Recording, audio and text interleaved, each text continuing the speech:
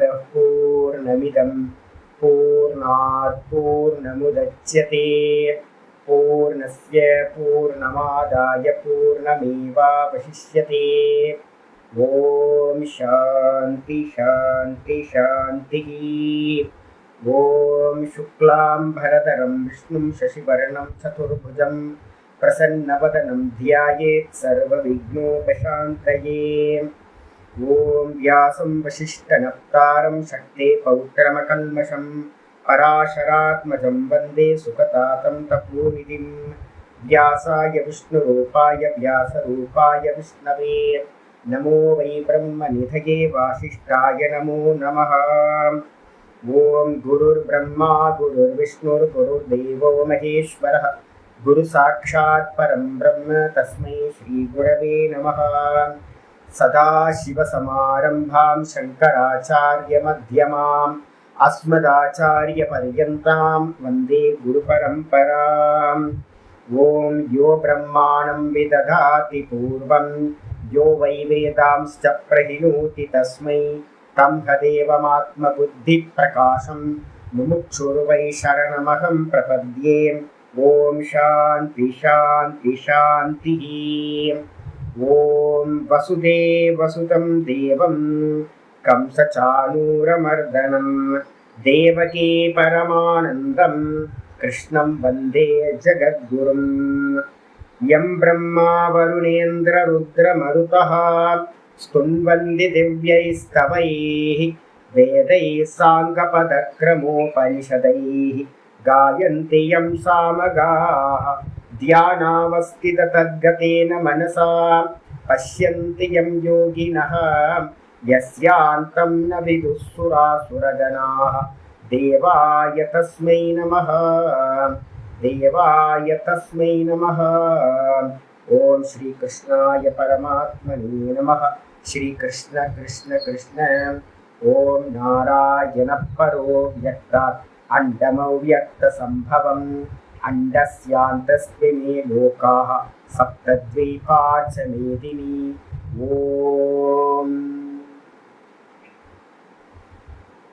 நமஸ்காரம். நம்ம பார்த்துக்கிட்டு இருக்கிறது பகவத்கீதையில 18வது சாப்டர் உபசம்ஹார அத்தியாயம் பார்த்துக்கிட்டு இருக்கோம். மோட்ச சந்நியாச யோகம் அப்படின்றத பார்த்துக்கிட்டு இருக்கோம்.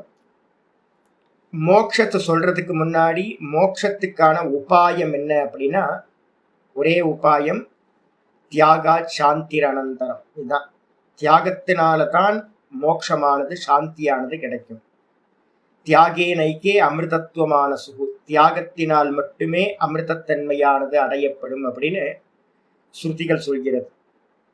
அதனால ஆரம்பிக்கும் போதே பார்த்தீங்கன்னா முதல்ல ஆரம்பிச்சதே சந்நியாசம்னா என்ன, தியாகம்னா என்ன அப்படின்னு கேள்வி கேட்டோன்னே உடனே ஆச்சாரியர் என்ன பண்ணார், மொத்தம் 4 பட்சங்களை பார்த்தீங்கன்னா 2வது ஸ்லோகம் 3வது ஸ்லோகத்துல 4 பட்சங்களை பார்த்தீங்கன்னா சொல்லி முடிச்சிருக்காரு.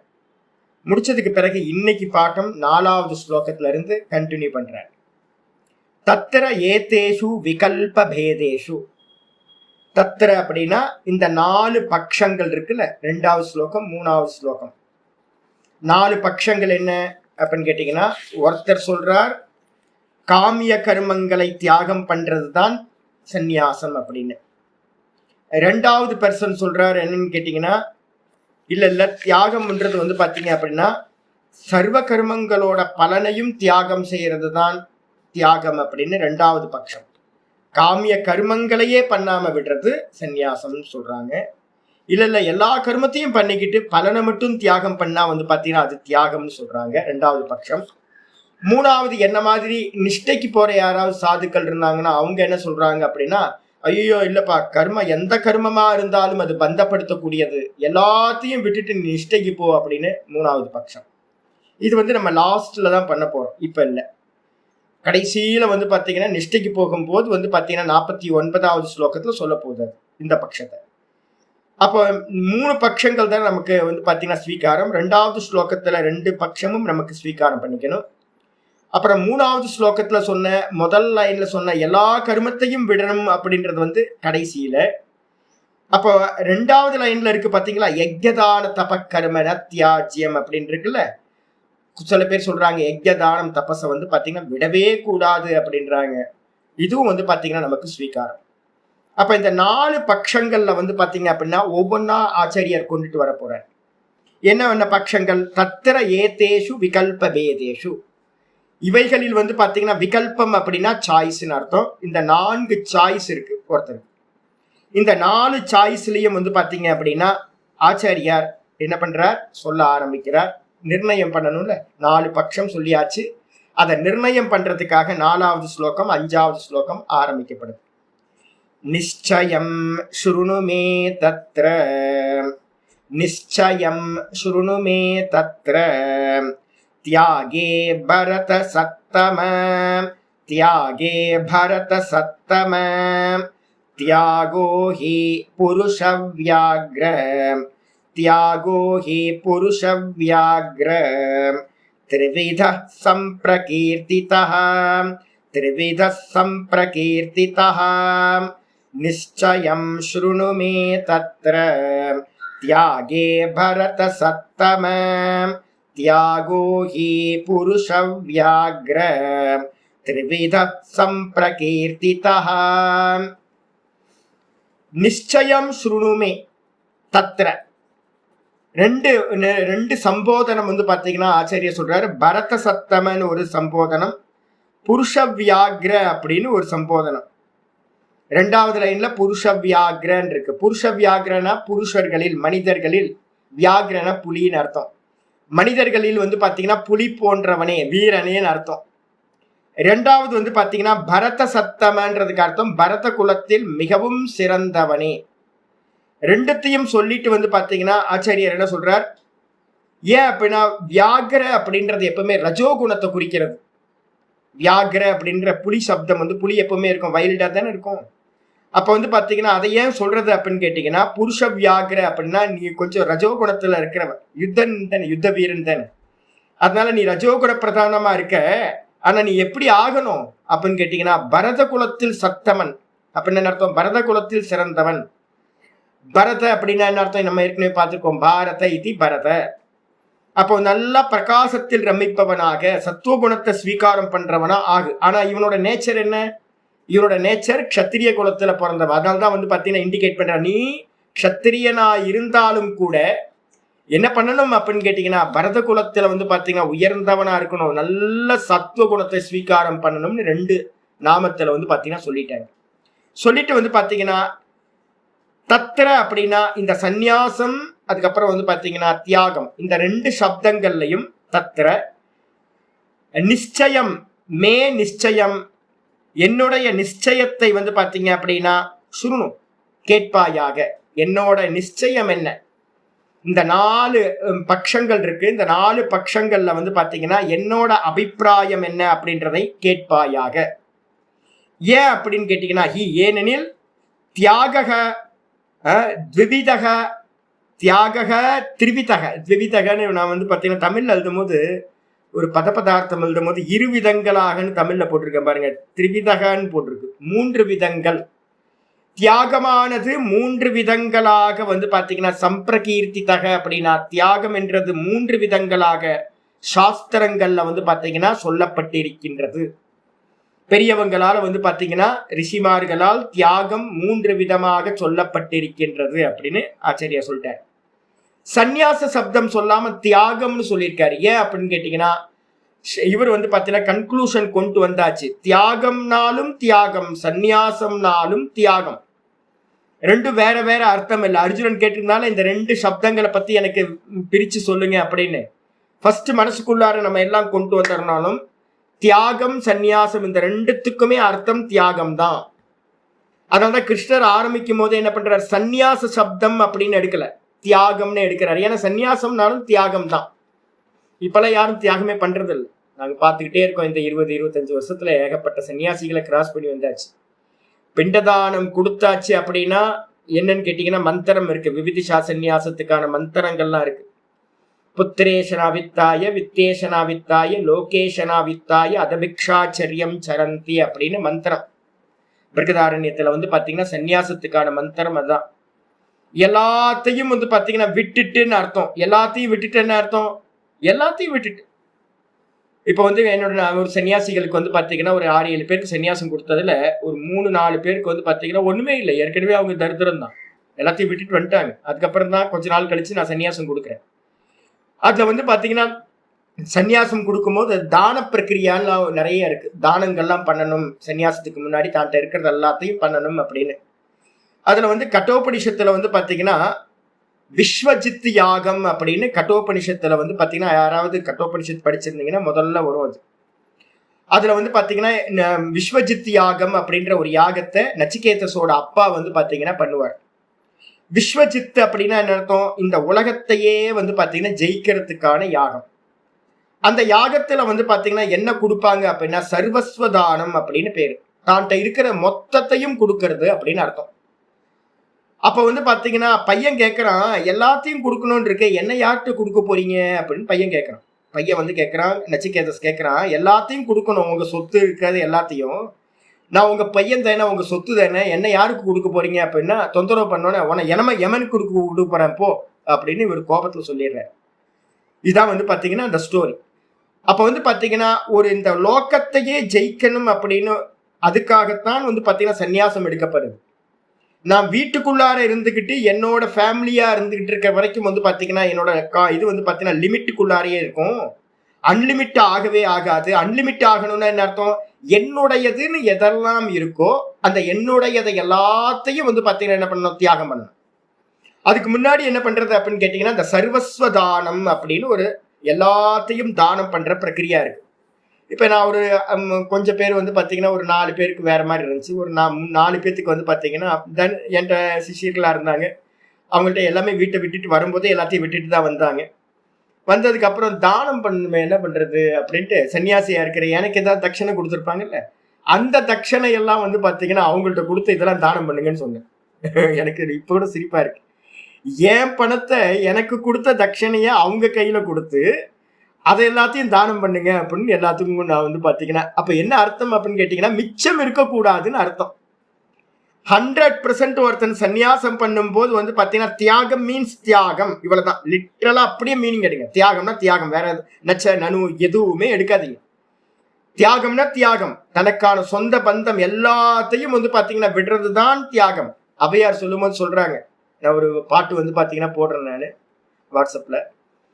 அவையார் சொல்லும் போது சொல்றாங்க என்னன்னா, கூறாமல் சன்னியாசம் கொள் அப்படின்னு. வீட்டை விட்டுட்டு வந்து பாத்தீங்க அப்படின்னா எதகரேவ விரஜே ததகரேவ பிரபரஜே.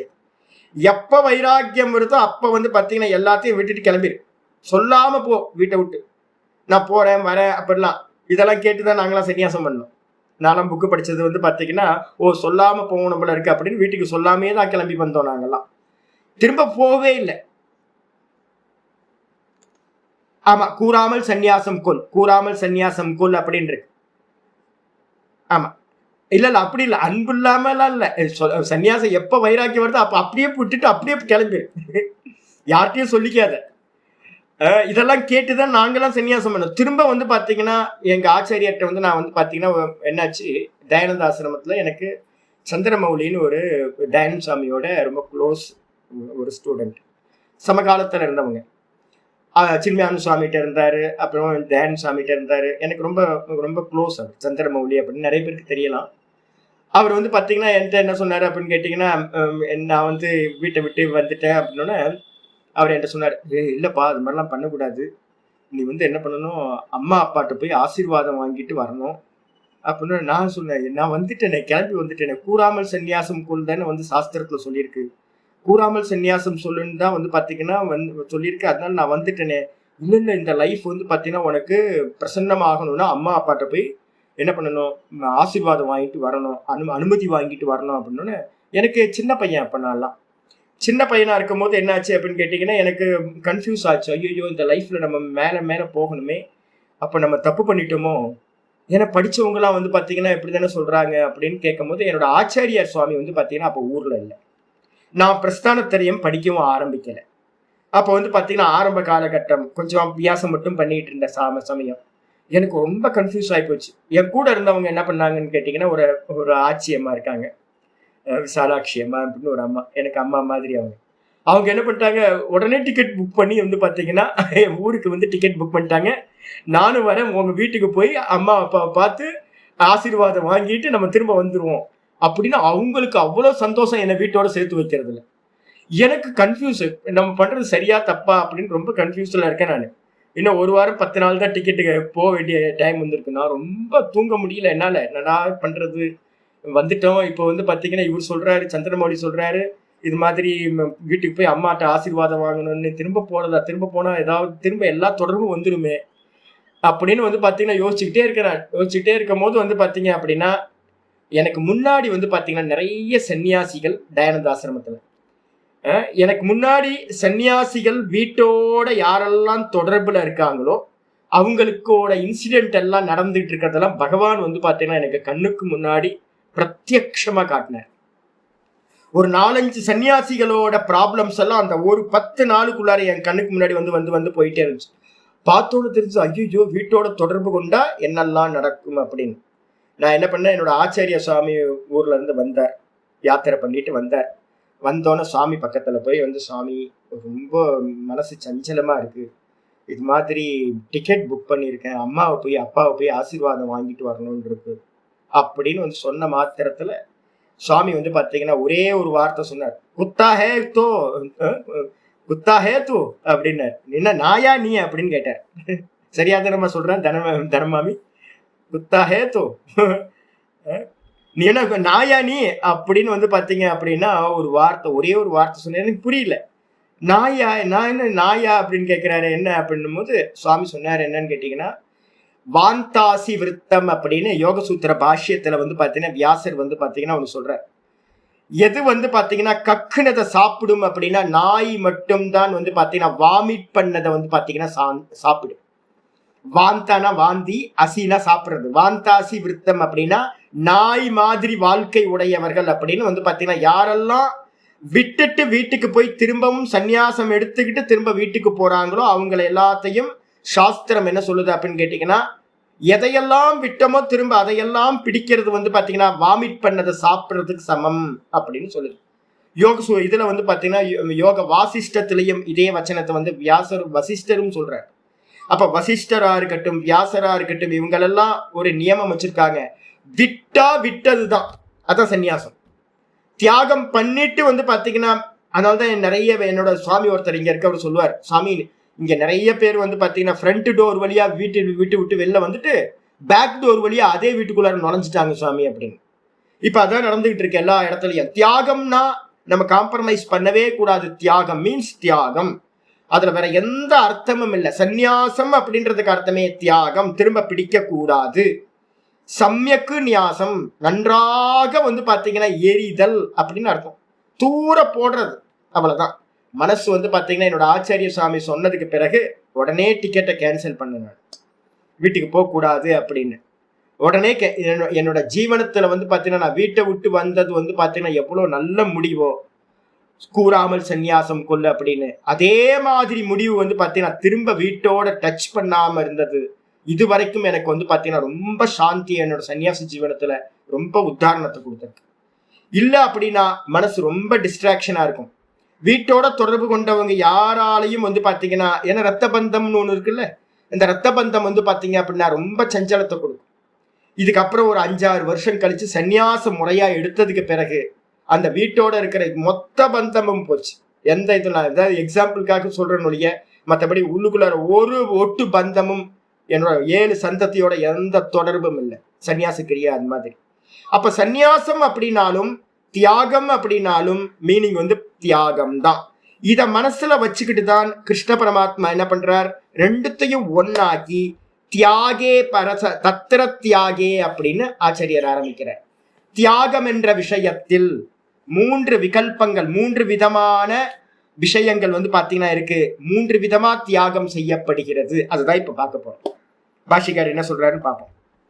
பாஷ்யத்துல சொல்றார், நிச்சயம் ஸ்ருணு, நிச்சயமா கேட்டுக்கோ அப்படின்னா என்ன அர்த்தம், அவதாரைய நிச்சயம் பண்ணிக்க மனசுக்குள்ளார சாலிடா இதுதான் அப்படின்னு வந்து பாத்தீங்கன்னா யாருக்கெல்லாம் சன்னியாசத்தை பத்தி படிக்கணுமோ அவங்க எல்லாம் நிச்சயத்துக்கு வந்துருங்க. நம்ம இப்போ வந்து பாத்தீங்கன்னா சந்நியாசத்தோட தாத்பரியத்தை மட்டும் இங்க பேசுறோம். இதே வந்து பாத்தீங்கன்னா த்வித்தியால இருந்து ஜீவன் முக்தி விவேகத்துல வந்து பாத்தீங்கன்னா முதல் டாபிக்கே வந்து பாத்தீங்கன்னா விவிதிஷா சந்நியாசம் அப்படின்றதுதான் டாபிக். பிப்ரவரி 3, 4, 5 வந்து பாத்தீங்கன்னா உங்களுக்கு சன்னியாசத்தை பத்தி ஸ்டார்ட் ஆயிடும். இன்ட்ரோடக்ஷன் முடிச்சோடனே முதல் டாபிக்கே வந்து பாத்தீங்கன்னா சன்னியாசம் தான் சொல்ல போறோம். அந்த இடத்துல இன்னும் விஸ்தாரமா என்னெல்லாம் இருக்கோ அதெல்லாம் யாராவது கேட்கணும்னா கேட்டுங்க. இங்க தாத்பரியத்தை மட்டும் சொல்றேன். சன்னியாசம்னா என்ன தாத்பரியம், அதை வந்து பாத்தீங்கன்னா என்னிடமிருந்து அவதாரையன்னு என்ன அர்த்தம் நிச்சயமா தெரிஞ்சுக்கோ.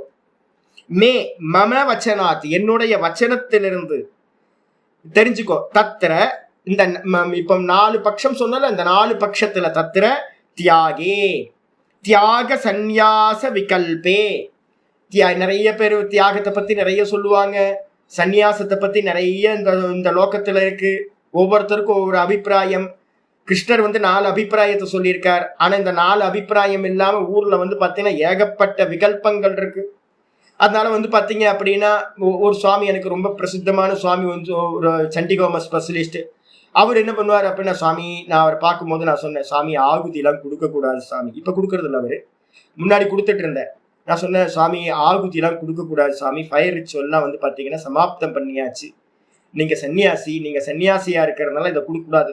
உடனே அவர் என்ன பண்றாரு, எங்கேயோ ஒரு புராணத்துல இருந்து வந்து பாத்தீங்கன்னா ஏதோ ஒரு யுகத்துல வந்து பாத்தீங்கன்னா சன்னியாசிகள்லாம் பண்ணியிருக்காங்கன்னு ஒரு பிரமாணத்தை எடுத்து காட்டுறது. ஏதாவது அவங்கவுங்களுக்கு அவங்கவுங்க விருப்பத்துக்கு ஏற்ற மாதிரி வந்து பாத்தீங்கன்னா இப்ப பண்ண ஆரம்பிச்சுட்டாங்க. நிறைய சன்னியாசிகள் ஹோமம் பண்றாங்க. இன்னொரு சாமிகிட்ட நான் சொன்னேன், சாமி கல்யாணத்துக்கு எல்லாம் போக கூடாது அப்படின்னு. அவர் என்ன பண்ணாரு அப்படின்னு கேட்டீங்கன்னா, திருவண்ணாமலையில ஒரு மேரேஜ் நடந்துச்சு. அவரோட ஒர்க்கருக்கு அவர் தான் வந்து தாலி எடுத்து கொடுத்தார். ஐயோ சாமி, தாலி எல்லாம் எடுத்து கொடுத்து வந்து பாத்தீங்கன்னா கல்யாணத்துக்கு இதெல்லாம் சன்னியாசி பண்ணவே கூடாது. எந்த கர்மங்கள்லையும் ஃபயர் ரிச்சுவலா இருக்கட்டும், இல்ல வந்து பாத்தீங்கன்னா நல்லது கெட்டது எதுலையுமே பங்கெடுத்துக்க கூடாது. இவன் வந்து பாத்தீங்கன்னா காட்டுக்கு போ அப்படின்னு சொல்லுது. எதுலையும் கலந்துக்காத, சொசைட்டியோட எதுலையுமே கலந்துக்காத. ஆனா இப்ப வந்து பாத்தீங்கன்னா எல்லாம் நடந்துகிட்டு இருக்கு. இஷ்டம் பூர்த்தம் தத்தம் தானம் அப்படின்ற கர்மங்கள் எல்லாம் சன்னியாசிகளுக்கு இல்ல, யாருக்கு அப்படின்னா கிரகஸ்தர்களுக்கு. இது எல்லாத்தையும் இப்ப வந்து பாத்தீங்கன்னா என்ன பண்றாங்க, சன்னியாசிகள் பண்றாங்க. அப்போ சங்கரர் இது கிருஷ்ண பரமாத்மா 4 தான் சொல்லியிருக்கார் பட்சம்.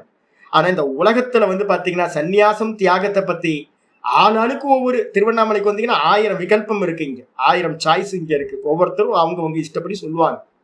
அப்ப ஆச்சாரியர் என்ன பண்றாரு, இந்த 2 சப்தங்களுக்கும் யதா தரிசித்தே பரத சத்தம எந்த விதமாக காட்டப்படுகின்றதோ அந்த தியானம் அப்படின்ற இது தியாகம் அப்படின்னு சன்னியாசம்ன்ற சப்தத்துல அதுல வந்து பாத்தீங்க அப்படின்னா யதா தரிசித்தே எப்படி என்னால் காட்டப்படுகிறதோ அந்த விதமா நிச்சயமா நீ தெரிந்து கொள். நான் சொல்றேன், கிருஷ்ண பரமாத்மாவா இருந்து நான் ஜெகத்குருவா இருந்து நான் சொல்றேன், நீ நல்லா கேட்டுக்கோ. ஏ பரத சத்தம, பரத குலத்தில் பரதானாம் சாதுத்தவகா, பரத குலத்தில் மிகவும் சிறந்தவனே. இல்லைன்னா கிருஷ்ணர் வந்து பாத்தீங்கன்னா அர்ஜுனனுக்கு உபதேசம் பண்ணுவாரா? அப்ப இந்த குலத்திலேயே வந்து மிகவும் சிறந்தவனா இருக்கிறது யாரு, இந்த அர்ஜுனன். அதனால வந்து பாத்தீங்கன்னா நான் நிச்சயம் பண்ணிக்கோ இந்த 2 சப்தத்துக்கு மீனிங் என்ன அப்படின்னு. தியாகோகி ஏனெனில் தியாகம் தான். ஆச்சாரிய சங்கரர் வந்து அதை ஹைலைட் பண்ணீங்க.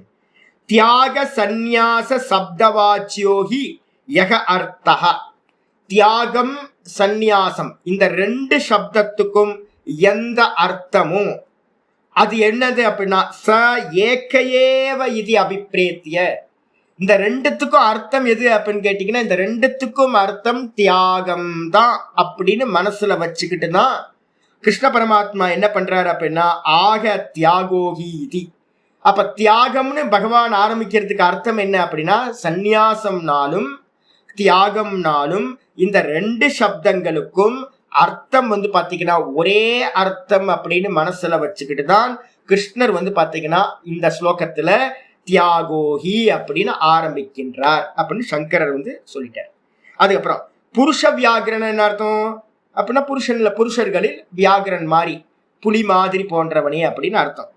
திரிவிதக இந்த தியாகம் எப்படிப்பட்டது அப்படின்னா திரிப்பிரகாரக 3 விதமானது.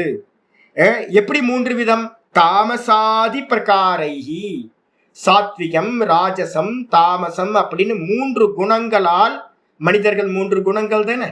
இந்த மொத்த ஜெகத்திலேயே இருக்கக்கூடிய மனிதர்களே என்ன பண்ணலாம், 3 எதையும் இந்த உலகத்துல ஒரு சின்ன பேப்பர் எடுத்தீங்கன்னா கூட ஒரு ஆட்டம் எடுத்துக்கிட்டாங்க கூட இந்த என்னது மொத்தமும் குணங்களோட காரியம்தான். அப்ப எல்லாத்துலயும் மூணு மூணு மூணு மூணு மூணா பிரிக்க வேண்டியதுதான். அந்த மூணு மூணா பிரிக்கும் போது தியாகமும் கூட 3 விதம். அந்த 3 விதங்களை வந்து பாத்தீங்கன்னா 3 விதங்களாக சம்பிரகீர்த்திதக சாஸ்திரேஷு சமயக்கு கதிதக, சாஸ்திரங்கள்ல வந்து பாத்தீங்கன்னா நன்றாக வந்து பாத்தீங்கன்னா 3 விதங்களாக சொல்லப்பட்டிருக்கு. இதை நான் என்ன பண்றேன் உனக்கு சொல்றேன், நீ கேட்டுக்கோ. அது மட்டும் இல்ல, யஸ்மாத் தாமசாதி பேதேன, யஸ்மாத் ஏனெனில் இந்த தாமசம் முதலிய பேதங்களால் தியாக சந்நியாச சப்தவாச்சியக அர்த்தக, இந்த தியாகம் சந்நியாசம்ன்றதுக்கு அர்த்தமா இருக்கிற இந்த தியாகம் இருக்கே, இந்த தியாகம் தாமசாதி பேதத்தினால, தாமசம் ராஜசம் சாத்விகம் அப்படின்னு 3 பேதங்களாலும் 3 விதமா பிரியுது. இது அர்த்தம் யாருக்கு சொல்லப்பட்டிருக்கு? இந்த 3 வெரைட்டியும் யாருக்கு அப்படின்னு கேட்டீங்கன்னா அதிகிருதஸ்ய கர்மின, யாரு கர்மத்துக்கு அதிகாரியா இருக்கக்கூடிய அனாத்மஜ்ஞஸ்ய, யாரெல்லாம் ஆத்மாவை அறியாமல் இருக்கோமோ, ஆத்மாவை அறியாத மனிதர்களுக்கு, கர்மத்துல ரைட்ஸ் உள்ளவங்களுக்கு. இப்ப யாராவது கேட்கலாம், சாமி எனக்கு என்ன இது சம்பந்தம், யாரோ சன்னியாசத்தை பத்தி பேசுறீங்க, நாங்கெல்லாம் வந்து பாத்தீங்கன்னா உங்கள்ட்ட பாடம் படிக்கிற 80-85 பேரும் ஆல்மோஸ்ட் வந்து பாத்தீங்கன்னா கிரகஸ்தர்களா தானே சுவாமி இருக்கும், எங்களை பத்தி பேசுங்க சுவாமி அப்படின்னு கேட்டீங்கன்னா உங்களை பத்தி தான் இப்ப பேச்சு வருது. இப்ப நம்ம விஷயத்துலதான் வந்து பாத்தீங்கன்னா சாஸ்திரம் படிச்சு ஒருத்தன் சன்னியாசம் எடுக்கிறானே அவனை பத்தி பேச்சு இல்லை. மீதி இருக்கிற எல்லா ஆட்களையும், கர்மத்துல யாருக்கு ரைட்ஸ் இருக்கோ அந்த கர்மிகளா இருக்கக்கூடிய அஜ்ஞானிகளா இருக்கக்கூடிய மனிதர்களுக்கு வந்து பாத்தீங்கன்னா 3 விதமா தியாகமானது சம்பவதி. தியாகமானது 3 விதத்துல சம்பவிக்கும். இப்ப நம்ம எல்லாம் தியாகம் பண்ண முடியும். நான் கிரகஸ்தன்லாம் ஒதுங்கிக்காதீங்க, நான் வந்து வானப்பிரஸ்தன்னு, நிறைய பேருக்கு வந்து பாத்தீங்கன்னா புலிக்கு பயந்தவங்களாம் என் மேல படுத்துங்கன்ற ஆள் தான் நம்ம எல்லாம். நான் ஒருத்தர்கிட்ட பேசிக்கிட்டே இருப்பேன், எனக்கு ரொம்ப க்ளோஸா இருந்தேன், இப்போ தொடர்புலேயே இல்லை, தூக்கி போட்டோம் போங்க அப்படின்ட்டு. என்ன அப்படின்னு கேட்டீங்கன்னா எப்ப கேட்டாலும் வந்து பாத்தீங்கன்னா நீங்க வேற நாங்க வேற, நீங்க வேற. வேதாந்தம் படிக்கிறீங்களா? ஆமா, 20 வருஷம் 30 வருஷமா வேதாந்தம் படிச்சுட்டு என்ன கேட்கறது அப்படின்னு கேட்டீங்கன்னா நாங்க கிரகஸ்தன். எத்தனை வயசுல? 75 வயசுல வந்து பாத்தீங்கன்னா நான் கிரகஸ்தன் அப்படின்னா கிரகஸ்தன்னா ஒளிஞ்சிக்கிறதுக்காக சொல்றது அது. அப்ப யாரா இருந்தாலும் மோட்ச மார்க்கத்துல போகணும் அப்படின்னா நம்ம தியாகம் பண்ணணும். அப்ப தியாகம் வந்து பாத்தீங்கன்னா இந்த வேஷம் தியாகம் இல்லை, மனசு நல்லா புரிஞ்சுங்க, வேஷம் தியாகம் இல்லை. அப்ப வேஷம் தியாகம் இல்லைன்னும் போது எனக்கு சன்னியாசி வேஷம் போட்டிருக்க எனக்கு என்ன சம்பவிக்குமோ, நான் முமுட்சுவா இருந்து எனக்கு என்ன சம்பவிக்குமோ, முமுட்சுவா இருக்கிற உங்களுக்கும் வந்து பாத்தீங்கன்னா கிரகஸ்தாசிரமத்துல இருந்தாலும் வானப்பிரஸ்தத்துல இருந்தாலும் சம்பவிக்கும். அதனால வந்து பாத்தீங்கன்னா இந்த தியாகம் வந்து பாத்தீங்கன்னா சன்னியாசிகளா இருக்கிறவங்களும் 3 தியாகம் பண்றாங்க 3 விதமா, கிரகஸ்தர்களா இருந்தாலும் நீங்களும் பண்ண முடியும் 3 விதமா, வானப்பிரஸ்தர்களா இருந்தாலும் 3 விதமான தியாகம் சம்பவிக்கும். அதனால வந்து பாத்தீங்கன்னா கர்மத்துல யாருக்கெல்லாம் அதிகாரம் இருக்கோ அந்த கர்மியா இருக்கக்கூடிய அஜ்ஞானிகளுக்கு 3 விதமான தியாகம் சம்பவமாகுது.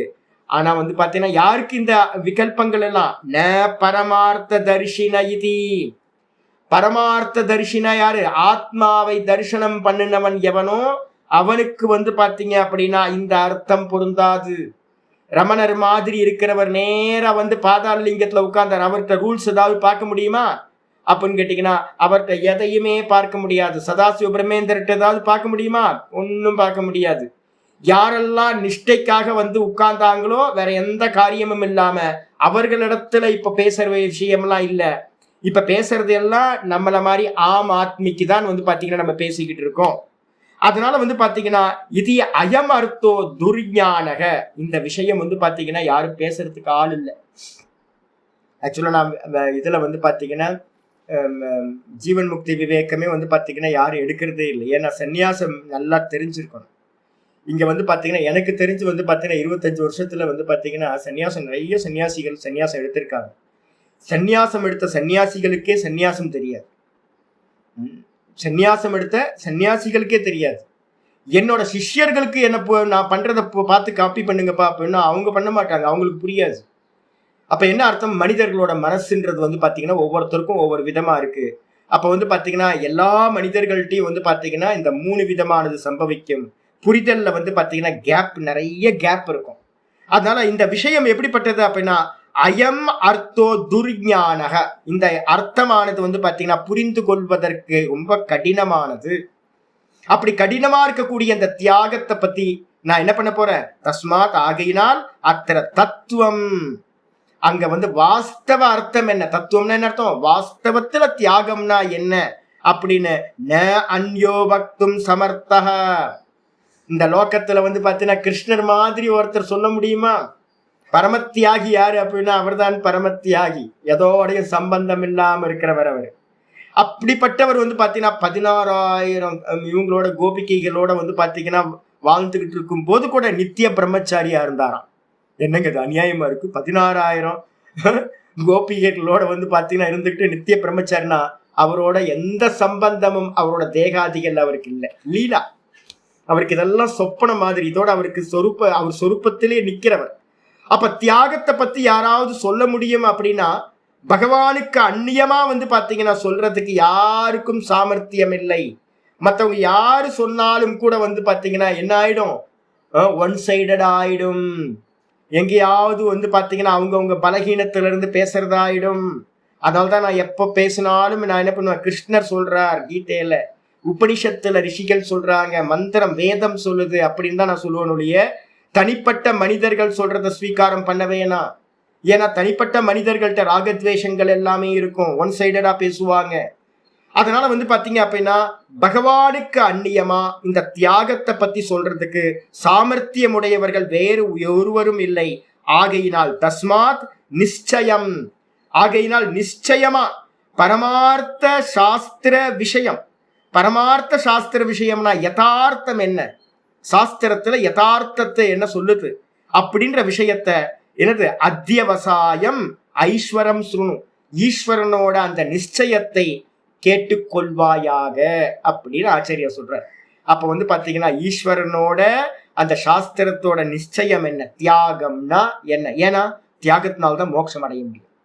அப்ப தியாகம்ன்றது பாத்தீங்கன்னா எந்த விதத்துல இருக்கு அப்படின்னு சொல்ல ஆரம்பிக்கின்றார் ஆச்சாரியா.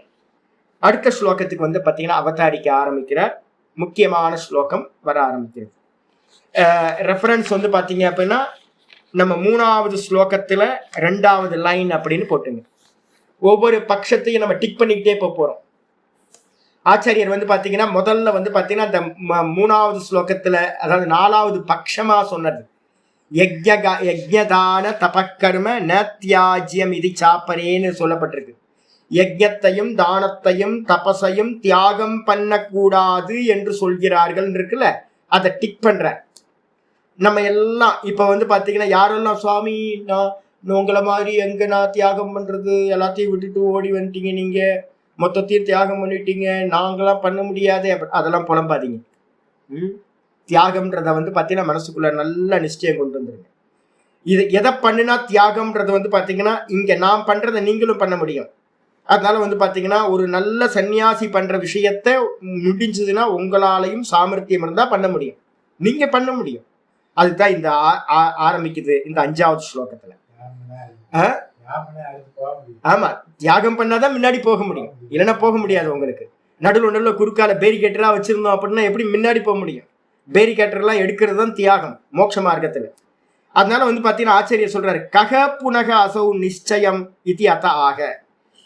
அந்த நிச்சயமான அபிப்பிராயம் என்ன, தியாகம்னா என்ன அப்படின்றதுக்கு பாத்தீங்கன்னா ககப்புனக நிச்சய, அந்த நிச்சயமா அந்த தியாகம்ன்ற சப்தத்துக்கான நிச்சயமான அர்த்தம் எது அப்படின்னு கேட்டா அது குறிச்சு பாத்தீங்கன்னா சொல்ல ஆரம்பிக்குது, அத ஆக சொல்ல ஆரம்பிக்குது தியாகம்னா என்ன அப்படின்னு. யஜ்ஞதான தபः கர்ம நத்யாஜ்யம் காரியமேவ தத். யஜ்ஞதான தபः கர்ம நத்யாஜ்யம் காரியமேவ தத். யஜ்ஞோ தானம் தபஸ்சைவ, யஜ்ஞோ தானம் தபஸ்சைவ பாவனானி மனீஷினாம், பாவனானி மனீஷினாம். யஜ்ஞோ யஜ்ஞதான தபः கர்ம நத்யாஜ்யமிதி நத்யாஜ்யம் காரியமேவ தத்.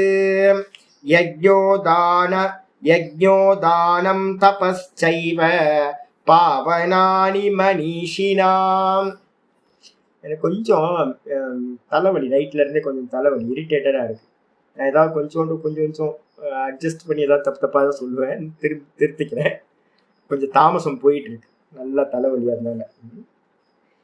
அப்ப வந்து பாத்தீங்கன்னா இங்க ஆச்சாரியர் என்ன சொல்றாருன்னா, யஜ்ஞம் தானம் தபஸ் இந்த 3 கருமங்களையும் யாரெல்லாம் இருக்கீங்களோ, நேத்தே நான் சொன்ன பேய் மாதிரி பண்ணணும் அப்படின்னு, காலையில இருந்து பண்ணணும். சதா வந்து பாத்தீங்கன்னா தூங்குற வரைக்கும் வந்து பாத்தீங்கன்னா 3 கர்மத்தை விடவே கூடாது, யஜ்யத்தை விடவே கூடாது. யஜ்யம்னா என்னது? எந்த கர்மா பண்ணினாலும் அதை பூஜையா பண்றது, சீரியஸா பண்றது. நான் என்னோட குருநாதர்கிட்ட நான் கத்துக்கிட்ட, என்னோட ஆச்சாரிய சுவாமிகிட்ட கத்துக்கிட்ட ஒரே ஒரு ஃபர்ஸ்ட் விஷயம் என்ன அப்படின்னா, இதுதான் நான் கத்துக்கிட்டேன். என்னோட சுவாமி வந்து பாத்தீங்கன்னா எது யோகம் சுவாமி அப்படின்னு கேட்கும் போது, யோகம் அப்படின்றது ஒரு சின்ன காரியம் பண்ணாலும், நான் போன புதுசுல என்ன பண்ணுவேன், சுவாமியோட வஸ்திரங்கள்ல நான் தான் துவைச்சு வைப்பேன். சுவாமி காலையில வந்து பாத்தீங்கன்னா ஸ்நானம் பண்ணதுக்கு பிறகு வந்து அவரோட வஸ்திரங்கள்லாம் பாத்ரூம்ல வந்து பாத்தீங்கன்னா கழட்டி போட்டிருப்பார். நான் வந்து பாத்தீங்கன்னா என்னோட ஆசிரமத்துல இருந்து நான் வந்த மாத்திரத்துல சுவாமியோட ஆசிரமத்துக்கு வந்து அவரோட வஸ்திரங்களை வந்து பாத்தீங்கன்னா முதல் வேலை பாத்ரூமுக்குள்ள நுழைஞ்சு பாத்ரூமை கிளீன் பண்ணுவேன். பாத்ரூமை கிளீன் பண்ணிட்டு என்ன பண்ணுவேன், சுவாமி அவுத்து போட்டிருக்க அவரோட நேற்று போட்ட வஸ்திரங்கள் எல்லாத்தையும் துவைப்பேன். கௌப்பீனம் இருக்கும், கௌப்பீனத்தையும் வந்து பாத்தீங்கன்னா துவைச்சு வைப்பேன். துவைச்சு வந்து பாத்தீங்கன்னா காய போட்டு வந்துடுவேன். திரும்ப அதை எடுத்து வைக்கும் போது வந்து பாத்தீங்கன்னா அதே வேலையை நான் பண்றது, நான் தான் எடுத்து வைக்கணும், எல்லாம் பண்ணணும். ஒரு நாள் என்ன பண்ணாரு, பேன்ஸ் புத்தி வேலை ஒண்ணு கூட பண்ண தெரியல அப்படின்னு. நான் நல்லதானே பண்ணிட்டு இருக்கேன், இவரு என்ன எருமாடுன்றாரு, நல்லதானே பண்றேன், இவருக்கு வேலையே இல்லை, இவரு என்னவோ திட்டிகிட்டே இருக்காரு அப்படின்னு. கடைசியில பார்த்தாதான் தெரியுது, இந்த கௌப்பீனத்துக்கு வந்து பாத்தீங்கன்னா துணி வந்து பாத்தீங்கன்னா நம்ம கசைக்கு வந்து பாத்தீங்கன்னா கட்டுற துணி ஒண்ணு இருக்கும், நீளமா இருக்கும், கயிறு மாதிரி. இவர் என்ன பண்றாரு அப்படின்னு கேட்டீங்கன்னா, முதல் வாட்டி நான் பார்த்தேன் பர்ஃபெக்ஷன் அப்படின்றத அப்பதான் பார்த்தேன். துவைச்சிட்டு வந்து பாத்தீங்கன்னா காய போடும் போது இழுத்து இழுத்து இழுத்து இழுத்து அந்த கயிறு, எப்படி இருந்தாலும் சுருக்கத்தானே போறீங்க கட்டும் போது. எனக்கு சிரிப்புனா வந்து சிரிப்பு வந்துடுச்சு. எப்படி இருந்தாலும் அது கட்டும் போது சுருங்கிதான் போகுது, அது எதுக்கு விரிச்சு வந்து பாத்தீங்கன்னா கரெக்டா காய போட்டு கிளிப்பு போட்டு திரும்ப மடிச்சு வைக்கும் போது வந்து பாத்தீங்கன்னா அதெல்லாத்தையும் இழுத்து கரெக்டா வச்சு அயன் பண்ண மாதிரி கரெக்டா வச்சு ப்ரெஸ் பண்ணி வந்து பாத்தீங்கன்னா வச்சு நான் பார்த்தேன், ஐயோ இவர் என்னடா இப்படி பண்ற, நம்மளாம் இது மாதிரி வாழ்ந்துகிட்டு ஜீவனத்துல இது மாதிரி காரியங்களே பண்ணது இல்லையே. நம்ம என்னன்னா ஆடு மாடு மாதிரி தான் வாழ்ந்துருக்கோம். நம்ம எப்படியாவது பண்ணுவோம், எதையாவது எப்படியாவது பண்ணுவோம், ஒரு டிசிப்ளின் இருக்கவே இருக்காது, ஒன்னுத்துல கூட சீரியஸே இருக்காது. அதுக்கப்புறம் தான் எங்க சுவாமி வந்து பாத்தீங்கன்னா ஒவ்வொரு காரியத்தையும் என்ன பண்ணணும் அப்படின்னா அதை ஃபுல்ஃபில் பண்ற மாதிரி பண்ணணும். பூஜை, ஒவ்வொரு காரியமும் பூஜை, நீ அலட்சியப்படுத்தவே கூடாது. இது வந்து பாத்தீங்கன்னா நான் ஐயோ அவரோட வீட்டை பாத்தீங்க அப்படின்னா அவரோட குட்டியால நான் எனக்கு கூட்டி எனக்கு மாறாதுங்க. ஏன்னு கேட்டீங்கன்னா பளிச்சுன்னு இருக்கும். ஒரு சின்ன கூட்டி எடுத்தீங்க அப்படின்னா டெய்லி கூட்டுவோம், வீட்டை கிளீன் பண்றது எல்லாத்தையும் பண்றோம், குட்டியா ஃபுல்லா கிளீன் பண்ணுவோம். நேர்த்தி வந்து பாத்தீங்கன்னா ஒரு இதை கூட வந்து பாத்தீங்கன்னா அலட்சியமா பண்ணவே கூடாது. டாய்லெட் கிளீன் பண்றதா இருக்கட்டும், கௌப்பீனை வாஷ் பண்றதா இருக்கட்டும், குக் பண்றதா இருக்கட்டும், நடக்கிறதா இருக்கட்டும், போறது வர்றது எல்லா காரியங்கள்லையும். அப்ப யஜ்ஞம் அப்படின்றதுக்கு அர்த்தமே யஜ பூஜாயாம் அப்படின்ற அர்த்தம். பூஜை மாதிரி வந்து பாத்தீங்கன்னா நீங்க பண்ற ஒவ்வொரு காரியத்தையும் பூஜையா நினைச்சுக்கிட்டு பண்ணீங்கன்னா அது யஜ்ஞம். பஞ்சமகா யஜ்ஞங்கள் எல்லாம் வந்து பாத்தீங்கன்னா அதுக்குள்ளதான் வந்துருது, அலட்சியமா பண்ணாம பூஜையா பண்றது. அதுக்கப்புறம் தானம் பண்றது கூட. தானம்னா வந்து பாத்தீங்கன்னா மனுஷனுக்கு மட்டும் இல்லை, பாருங்க அணில் கத்திக்கிட்டு இருக்கு, அணிலுக்கு எல்லாம் போட்டாச்சு. காலையில வந்து பாத்தீங்கன்னா ஆனந்தமா சாப்பிட்டுட்டு இருக்கேன், அணில், புறா, அதுக்கப்புறம் வந்து பாத்தீங்கன்னா மைனா, காக்கா எல்லாம் வந்து சாப்பிடும், குரங்கு, அதுக்கப்புறம் மயில், எல்லா ஜீவராசிக்கும் தானம்ன்றது வந்து பாத்தீங்கன்னா பஞ்சமகா யஜ்யத்துல வந்து பாத்தீங்கன்னா பூத்த யஜ்யம் மற்ற ஜீவராசிகளுக்கு தானம் பண்றது, நர யஜ்யம் மனிதர்களுக்கு பண்றது, ரிஷி யஜ்யம் ரிஷிகளுக்கு தர்ப்பணம் கொடுக்கறது, பித்ரு யஜ்யம் பித்திருக்களுக்கு தர்ப்பணம் கொடுக்கறது. இது மாதிரி தேவ யஜ்யம் தேவதைகளுக்கு வந்து பாத்தீங்கன்னா இதெல்லாம் ஆகுதி எல்லாம் கொடுக்கறது. எல்லாத்துலயும் என்ன இருக்கு அப்படின்னு கேட்டீங்கன்னா ஒரே காரியம் இருக்கு, கொடுக்கறது, இவ்வளவுதான். சம்பாதிக்கிறது எதுக்கு அப்படின்னு கேட்டீங்கன்னா தானம் பண்றதுக்காகத்தான் சம்பாதிக்கிறது. தனம் தானாய, தனம் வந்து பாத்தீங்கன்னா தானத்துக்காகத்தான் தனம் சொல்லப்பட்டிருக்கு. அப்ப நித்தியமா வந்து பாத்தீங்கன்னா தானத்தை பண்ணிக்கிட்டே இருக்கணும். நம்ம சாமர்த்தியம் என்ன இருக்கோ அது. நான் ஒரு வாட்டி நான் சொன்னேன்ல, நர்மதா பரிக்கிரமம் போயிட்டு இருக்கும் போது டெண்டூரி ஜில்லா ஒரு ஜில்லா இருக்கு மத்திய பிரதேசத்துல, ரொம்ப பாறையா இருக்கும் டெண்டூரின்னு ஒரு ஜில்லா. அதுல வந்து பாத்தீங்கன்னா ரொம்ப பாவர்ட்டி. நான் வந்து பாத்தீங்கன்னா எனக்கு வந்து பாத்தீங்கன்னா சாப்பாடு நான் 2 நாள் ஆச்சு சாப்பிடவே இல்லை. என்னால் வந்து பார்த்தீங்கன்னா உடம்பு தளர்ந்து போயிருக்கு, எதுவுமே இல்லை. நான் வந்து ஒரு வீட்டுக்கு முன்னாடி வந்து நிற்கிறேன். நான் கேட்க மாட்டேன் ஐயாச்சிதம். ஒவ்வொரு வீட்டுக்கு முன்னாடியே நின்று நின்று போயிட்டு இருக்கேன். நான் போயிட்டு இருக்கும்போது ஒரு ஒரு குடிசை, ஒரு பாறைக்கு மேலே ஒரு குடிசை. அந்த குடிசை வந்து பார்த்தீங்கன்னா பார்க்கும்போதே தரித்திரம்னா மகா தரித்திரம். வீடே இல்லை அந்த பக்கம் ஏரியாவில். ஒரு இது மாதிரி இருக்கு, சோமாலியா மாதிரி இருக்கு. அப்போ அந்த வீட்டுக்கு முன்னாடி நின்றுட்டு பார்க்குற அந்த குழந்தைங்க வந்து பார்த்தீங்கன்னா 2 குழந்தைங்க விளையாண்டுட்டு இருக்கு. மகா பாவர்ட்டி, தரித்திரம். நான் மனசால இருந்தேன்னா நான் இன்னைக்கு என்னெல்லாம் தபஸ் பண்ணணும், அது எல்லாம் இந்த வீட்டுக்கு போய் சேரட்டும் அப்படின்னு அவங்களுக்கு அனுகிரகம் பண்ணிட்டு, அந்த அம்மா வந்து சுவாமி கொடுக்கறதுக்கு ஒண்ணுமே இல்லையே அப்படின்னு எனக்கு இன்னும் நினைச்ச கண் கலந்து. கொடுக்கறதுக்கு ஒண்ணுமே இல்லை அந்த வீட்டுல. அப்ப வந்து பாத்தீங்கன்னா நான் என்ன பண்றேன், அந்த வீட்டை விட்டு மூவ் ஆகும்போது அந்த அம்மா வந்து பாத்தீங்கன்னா என்ன பண்ணாங்க அப்படின்னா, சாமி சாமி சாமி சாமின்னு பின்னாடி ஓடி வந்தாங்க. ஓடி வந்து பாத்தீங்க அப்படின்னா ஒரு சின்ன பேப்பர்ல கொஞ்சம்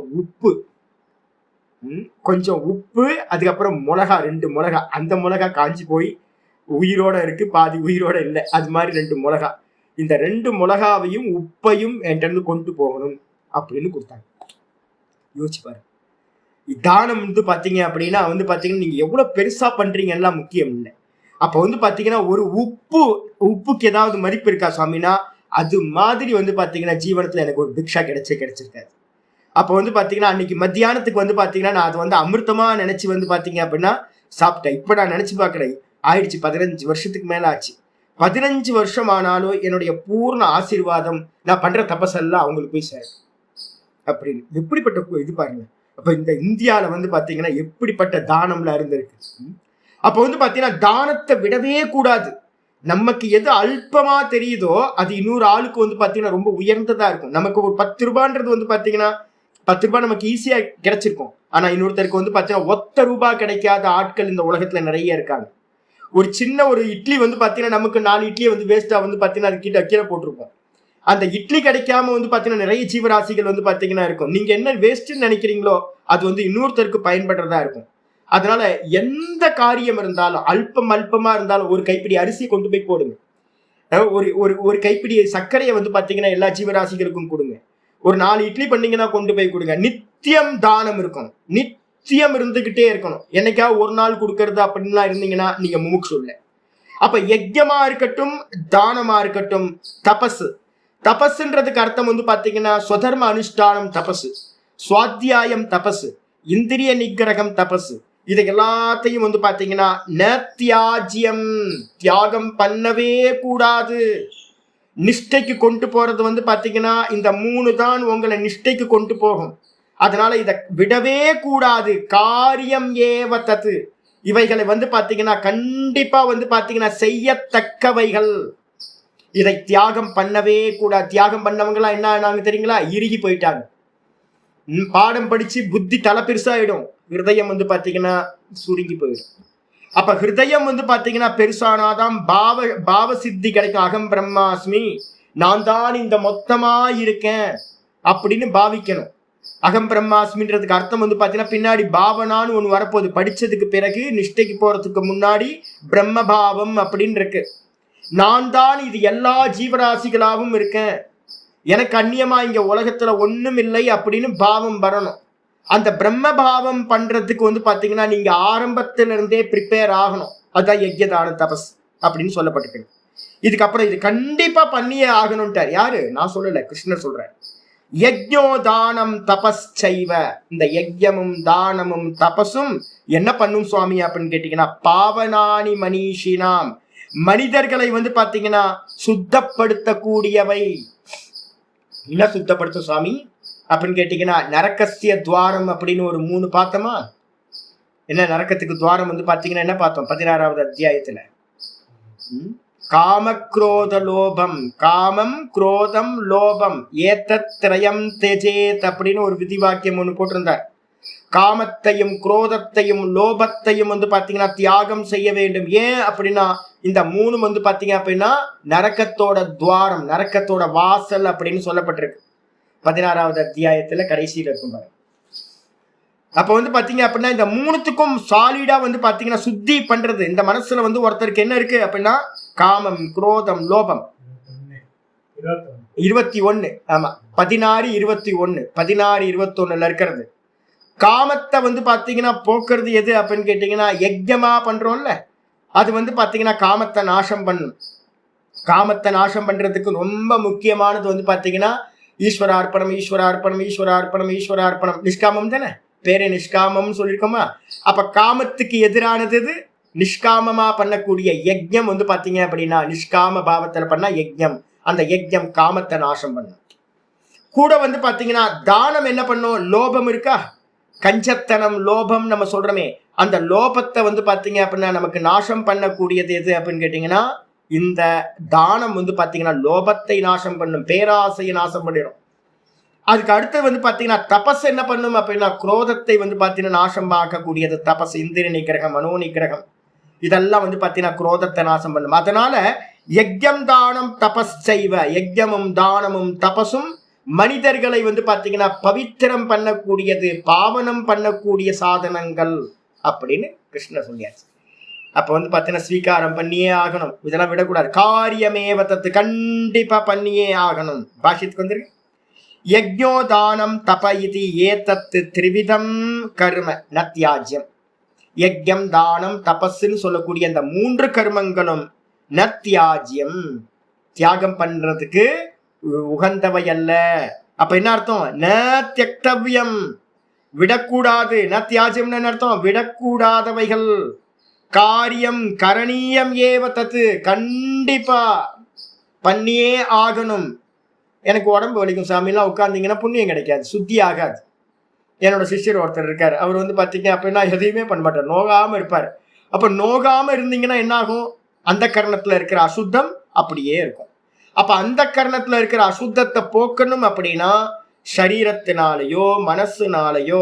இப்ப நான் வந்து பாத்தீங்கன்னா ஒரு காலத்துல கிலோமீட்டர் கணக்கா சுத்திக்கிட்டு இருந்தேன். இப்ப சுத்துறேனா அப்படின்னு கேட்டீங்கன்னா இப்ப சுத்தல. நான் என் கால் வந்து 20,000 கிலோமீட்டர் கிட்ட நடந்திருக்கு. ஆனா இப்ப வந்து பாத்தீங்கன்னா திருவண்ணாமலைக்கு வந்த புதுசுல வந்து பாத்தீங்கன்னா நித்திய கிரிவலம் பண்ணிக்கிட்டு இருந்தேன். 2-3 வருஷம் வந்து பாத்தீங்கன்னா சமயம் இருந்துச்சு, அப்ப இவ்வளவு பாடம்லாம் இல்லை. அப்ப ஆரம்பத்துல வந்து பாத்தீங்கன்னா 2-3 வருஷத்துக்கு வந்து பாத்தீங்கன்னா நித்திய கிரிவலம் தான் இங்க முக்கியமான சாதனையே இருந்துச்சு. அதுக்கப்புறம் இப்ப வந்து பாத்தீங்கன்னா பாடங்கள் எடுக்க ஆரம்பிச்சதுக்கு பிறகு வந்து பாத்தீங்கன்னா கிரிவலம் போறது இல்லை. அதான் நான் சொல்றேன், 20,000 கிலோமீட்டர் நடந்திருப்பேன்னா இப்ப மாடு கால்நடை தான், நான் பேரே கால்நடை மாதிரி தான் நடந்திருக்கேன் நான். அப்ப வந்து பாத்தீங்கன்னா இப்ப வந்து பாத்தீங்கன்னா என்ன பண்ணிட்டு இருக்கோம்? வாக்குனால தபஸ் நடந்துகிட்டு இருக்குல்ல. காலையில இருந்து வந்து பாத்தீங்கன்னா இதே தான், மனசு வாக்கு, இந்த புக்கு பண்றது, மற்றவங்களுக்காக ஒர்க் பண்றது, இது நடந்துகிட்டே தான் இருக்கு. ஏதோ விதத்துல காயத்தினாலையும் மனசுனாலையும் வாக்குனாலையும் தபஸ் நடந்துகிட்டே இருக்கணும். இது வந்து பாத்தீங்கன்னா விடவே கூடாது. நோகும் அப்படின்னு, உடம்பு நோகும் அப்படின்னு நினைச்சீங்க அப்படின்னா சுத்திகரணம் நடக்காது. சுத்திகரணம் பண்ணக்கூடியது. அதனால வந்து பாத்தீங்கன்னா யஜ்யத்தையும் தானத்தையும் தபசையும் கண்டிப்பா கரணீயம் ஏவ தத்து, கண்டிப்பா அவசியம் பண்ணியே ஆகணும். சொல்லுங்கம்மா. இல்ல இது அது வந்து உபாசனை இல்ல, அது முதல்ல கர்மத்தை பண்றது, அதுக்கப்புறம் அது உபாசனையில வர்றது. அது உபாசனையில அதை தூக்கி ஓரமா வச்சு சிவமானச பூஜையெல்லாம் இப்ப யாரும் இது பண்ணாதீங்க. அது வந்து பாத்தீங்கன்னா உபாசனா காண்டத்துக்குள்ளார வர்றது. இப்ப நம்ம இல்ல இப்ப நம்ம வந்து பாத்தீங்கன்னா நான் என்னெல்லாம் நடக்கிறோம் அதெல்லாம் படிக்கிறோமோ அதெல்லாம் நம்ம சொல்றோம், அதெல்லாம் தூக்கி ஓரமா வச்சிருங்க. அது வந்து பாத்தீங்கன்னா பாவ பிரதானம். அது கண்ண மூடி உட்கார்ந்து பாவ பிரதானம்.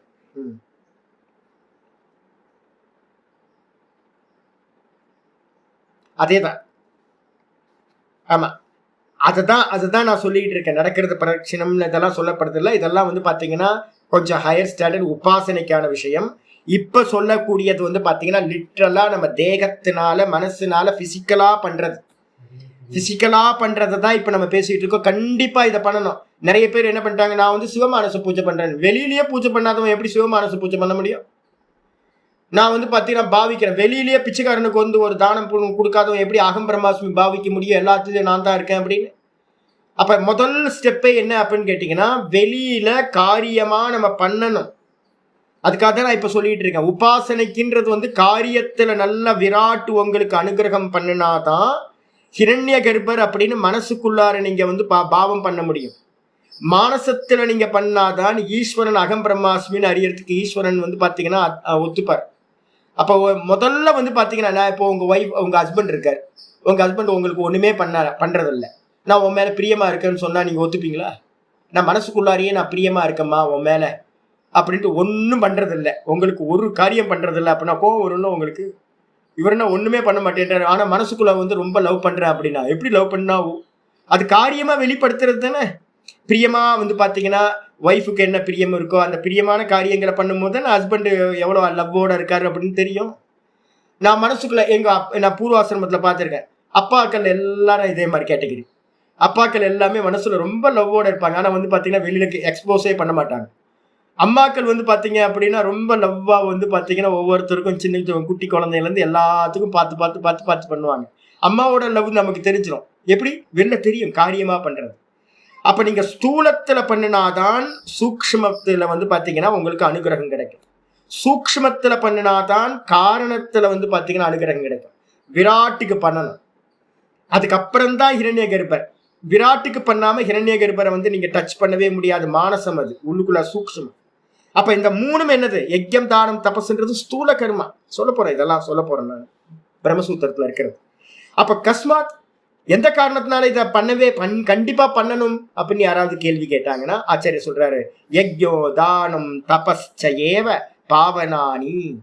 இந்த 3 கர்மங்களும் யஜ்யமும் தானமும் தபசும் பாவனானின்னு அர்த்தம், விசுத்தி காரணானி, விசுத்தம் பண்ணக்கூடியவைகள். இவைகள் என்ன பண்ணுது அப்படின்னு கேட்டீங்கன்னா, மனிஷினாம் பல பல சந்தீனாம். தமிழ்ல வந்து பாத்தீங்கன்னா ஆசையுள்ள மனிதர்கள்னு போட்டிருக்கேன்.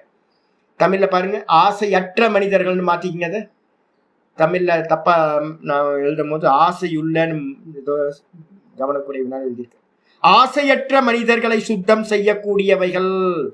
அப்ப இந்த கர்மக்களை எப்படி பண்ணணும் அப்படின்னும் போது இதுக்கு பிரமாணம் என்ன அப்படின்னு கேட்டீங்கன்னா, சுத்திகரணம் பண்ணக்கூடியது வந்து பாத்தீங்கன்னா இந்த 3ம். அதனால இந்த 3த்தையும் விடவே கூடாது. டெய்லி குளிக்கிறோம்ல, டெய்லி வந்து பாத்தீங்கன்னா பல்லு தேய்க்கிறோம், குளிக்கிறோம், எல்லாம் உடம்பெல்லாம் சுத்தப்படுத்துறோம், ட்ரெஸ்ஸை சுத்தப்படுத்துறோம், வீட்டை சுத்தப்படுத்துறோம். அப்ப அந்த கர்ணத்தையும் சுத்தப்படுத்தணும். அப்ப அந்த கர்ணத்தை சுத்தப்படுத்துறதுக்கு என்ன ஃபார்முலா அப்படின்னா, இந்த 3த்தையும் சதா பண்றது. இதான் வந்து பாத்தீங்கன்னா ஃபெனாயில் மாதிரி, இதான் ஆசிட் மாதிரி, எல்லாத்தையும் வந்து பாத்தீங்கன்னா நாசம் பண்ணக்கூடியவைகள். அந்த கரணத்தை சுத்தி பண்ணக்கூடிய காரணானினா சாதனங்கள் அப்படின்னு அர்த்தம். யாருக்கு அப்படின்னும் போது மனிஷினா, மனிதர்களுக்கு. எப்படிப்பட்ட மனிதர்களுக்கு? பல அனபிசந்தானம், பலனை உத்தேசம் பண்ணாம யாரு பண்றாங்களோ அவங்களுக்கு. இது ஏத்தத்து. அப்ப இந்த உலகத்துல வந்து பாத்தீங்கன்னா யஜ்யம் நிறைய நடக்குது.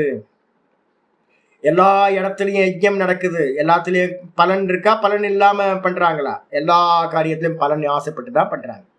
தானம் பண்றாங்க. திருவண்ணாமலையெல்லாம் வந்து பாத்தீங்கன்னா தானம், அவ்வளோ தானம் நடக்குதுங்க. திருவண்ணாமலையில தமிழ்நாட்டிலேயே வந்து அதிகமா தானம் நடக்கிறது திருவண்ணாமலையா தான் இருக்கும் நினைக்கிறேன். திருவண்ணாமலை தான். சோறு போடுறது இங்கதான் அதிகமா, இந்தியாலேயே. அவ்வளோ தானம் நடக்குது, அன்னதானமும் இதுவும். அப்ப வந்து பாத்தீங்கன்னா தானம் நடக்குது. ஆனா பின்னாடி வந்து பாத்தீங்கன்னா எல்லாத்துக்கும் ஏதோ ஒரு காமம் இருக்கு. அதுக்கப்புறம் தபஸ் பண்றாங்க. தபஸுக்கு பின்னாடியும் வந்து பாத்தீங்கன்னா சஷ்டி விரதம் இருந்தா ஒண்ணு, நவராத்திரி விரதம் இருந்தா ஒண்ணு, ஏகாதசி விரதம் இருந்தா ஒண்ணு, சோமவார விரதம் இருந்தா ஒண்ணுன்னு எல்லாத்துக்கும் பலனை உத்தேசம் பண்ணி பண்றாங்க. அப்ப வந்து பாத்தீங்கன்னா பலனை உத்தேசம் செய்யாமல் இந்த 3த்தையும் பண்ணினாதான் அந்த கரண சுத்தி உண்டாகும், மோட்சத்துக்கு அதிகாரி ஆவீங்க. இல்ல அப்படின்னா புண்ணியாத்மா ஆயிடுவீங்க. யஜ்யம் தானம் தபஸ் இந்த 3 புண்ணியமா பாப்பமா? புண்ணியம் தானே.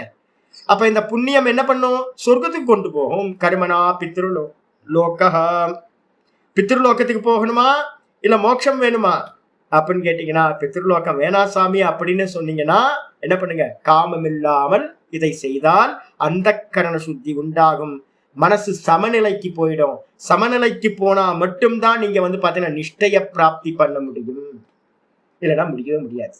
இதுக்கு வந்து பிரமாணம் வந்து பாத்தீங்க அப்படின்னா 4:4:22 வந்து பாத்தீங்கன்னா ஒரு முக்கியமான ஸ்லோகம் வந்து பாத்தீங்கன்னா பிருகதாரண்யம். இதோட ரெஃபரன்ஸ் வந்து பாத்தீங்கன்னா பிருகதாரண்யத்துல இருக்கிற ஸ்லோகத்தை தான் வந்து பாத்தீங்கன்னா மந்திரத்தை தான் ஆச்சாரியர் இங்க கோட் பண்றார்.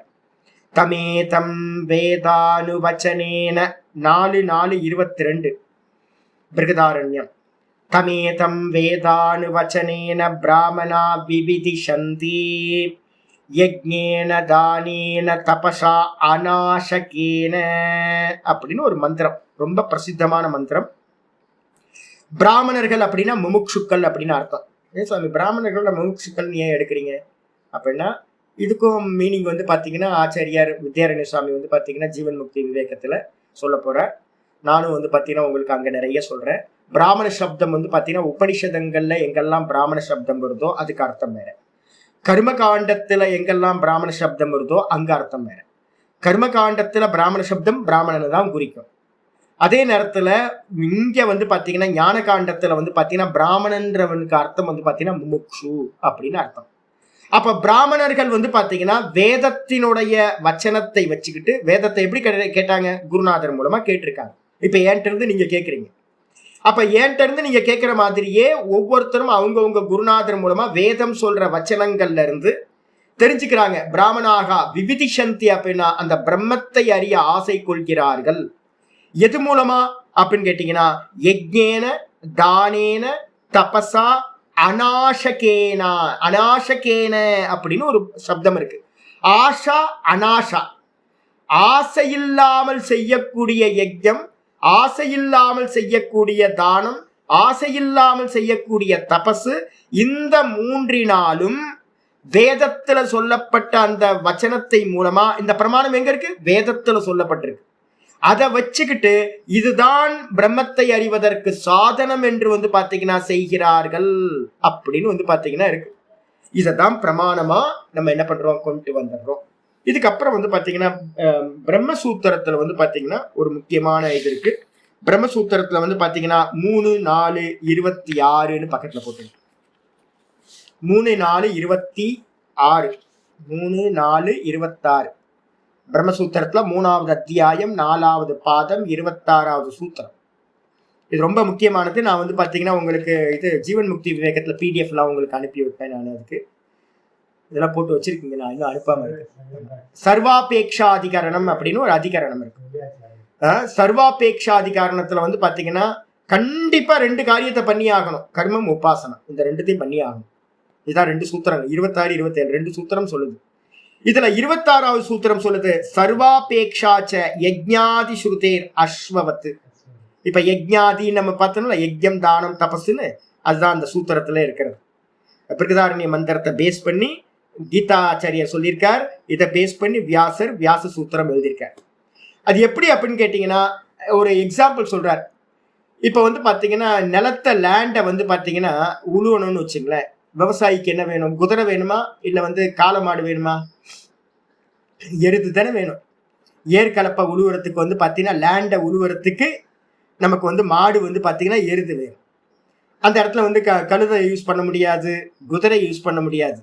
அதே நேரத்துல குதிரை வண்டி சேரிட் வந்து பாத்தீங்க அப்படின்னா பண்ணணும் அப்படின்னா தேர் இழுத்துட்டு போகணும்னா என்ன வேணும்? குதிரை வேணும். மாடு வந்து வேகமா ஓடாது, குதிரை வேணும். அதே மாதிரி வந்து பாத்தீங்க அப்படின்னா யாரெல்லாம் முமுட்சுக்களா இருக்கீங்களோ அவங்களுக்கெல்லாம் அந்த கரணத்தை சுத்தி பண்றதுக்கு இந்த யஜ்ஞம் தானம் தபஸ் அப்படின்னு சொல்லக்கூடிய கர்மங்கள் அவசியம் செய்தே ஆக வேண்டும். இப்ப நீங்க வந்து சாமி நான் பூஜை எல்லாம் வந்து பாத்தீங்கன்னா மனசுலயே பண்ணிக்கிறோம் சாமி. நிறைய பேர் என்கிட்ட வந்து பாத்தீங்கன்னா அது மாதிரி மானச பூஜை பண்ணிக்கிறோம் சாமி அப்படின்னு சொல்றது. ஏன்? உடம்பு நல்லா தானே இருக்கு, உடம்பு நல்லா தானே இருக்கு. எப்ப வந்து பாத்தீங்கன்னா மானச பூஜை பண்ணணும் தெரியுங்களா? மெதுவா வந்து பாத்தீங்கன்னா உடம்பு தளர்ந்துரும். அப்ப வந்து பாத்தீங்கன்னா மானச பூஜை பண்ணணும். அப்ப வந்து நான் உடம்பு நல்லா இருக்கும் போதே மானச பூஜை பண்றேன் அப்படின்னா, ஸ்தூலமா இருக்கும் போதே எதுக்கு சூக்ஷ்மத்துக்கு போறீங்க? ஸ்தூலமா இருக்குன்னா நல்லா பண்ணுங்க ஸ்தூலமா. அப்ப வந்து பாத்தீங்கன்னா ஏன் பண்ணணும் அப்படின்னு கேட்கும் போது அந்த சூத்திரத்துல வந்து பாத்தீங்கன்னா ஆச்சாரியார் சொல்றாரு கஷாய பக்தி கருமாணி. கஷாய பக்தி அப்படின்னா, கஷாயம் அப்படின்னா நம்ம டீ வந்து பாத்தீங்கன்னா டீ தூள் போட்டுட்டு நான் ஒரு வடிகட்டி ஒன்று வச்சிருக்கேன், ஃபில்டர். அது வந்து பாத்தீங்கன்னா கிளாத் தான். அது என்ன ஆகுதுன்னா டீ வந்து பாத்தீங்கன்னா நம்ம வடிக்கும் போது என்ன ஆகுது, அந்த டீயோட கலர் வந்து பாத்தீங்கன்னா அந்த துணியில வந்து பாத்தீங்கன்னா டிரான்ஸ்ஃபர் ஆகிடும். வெள்ளையா இருந்தது இப்ப எப்படி இருக்கு அப்படின்னு கேட்டீங்கன்னா டீயோட கலருக்கு அது மாறி இருக்கு. அதுக்கு பேர் கஷாயம் அப்படின்னு பேர்.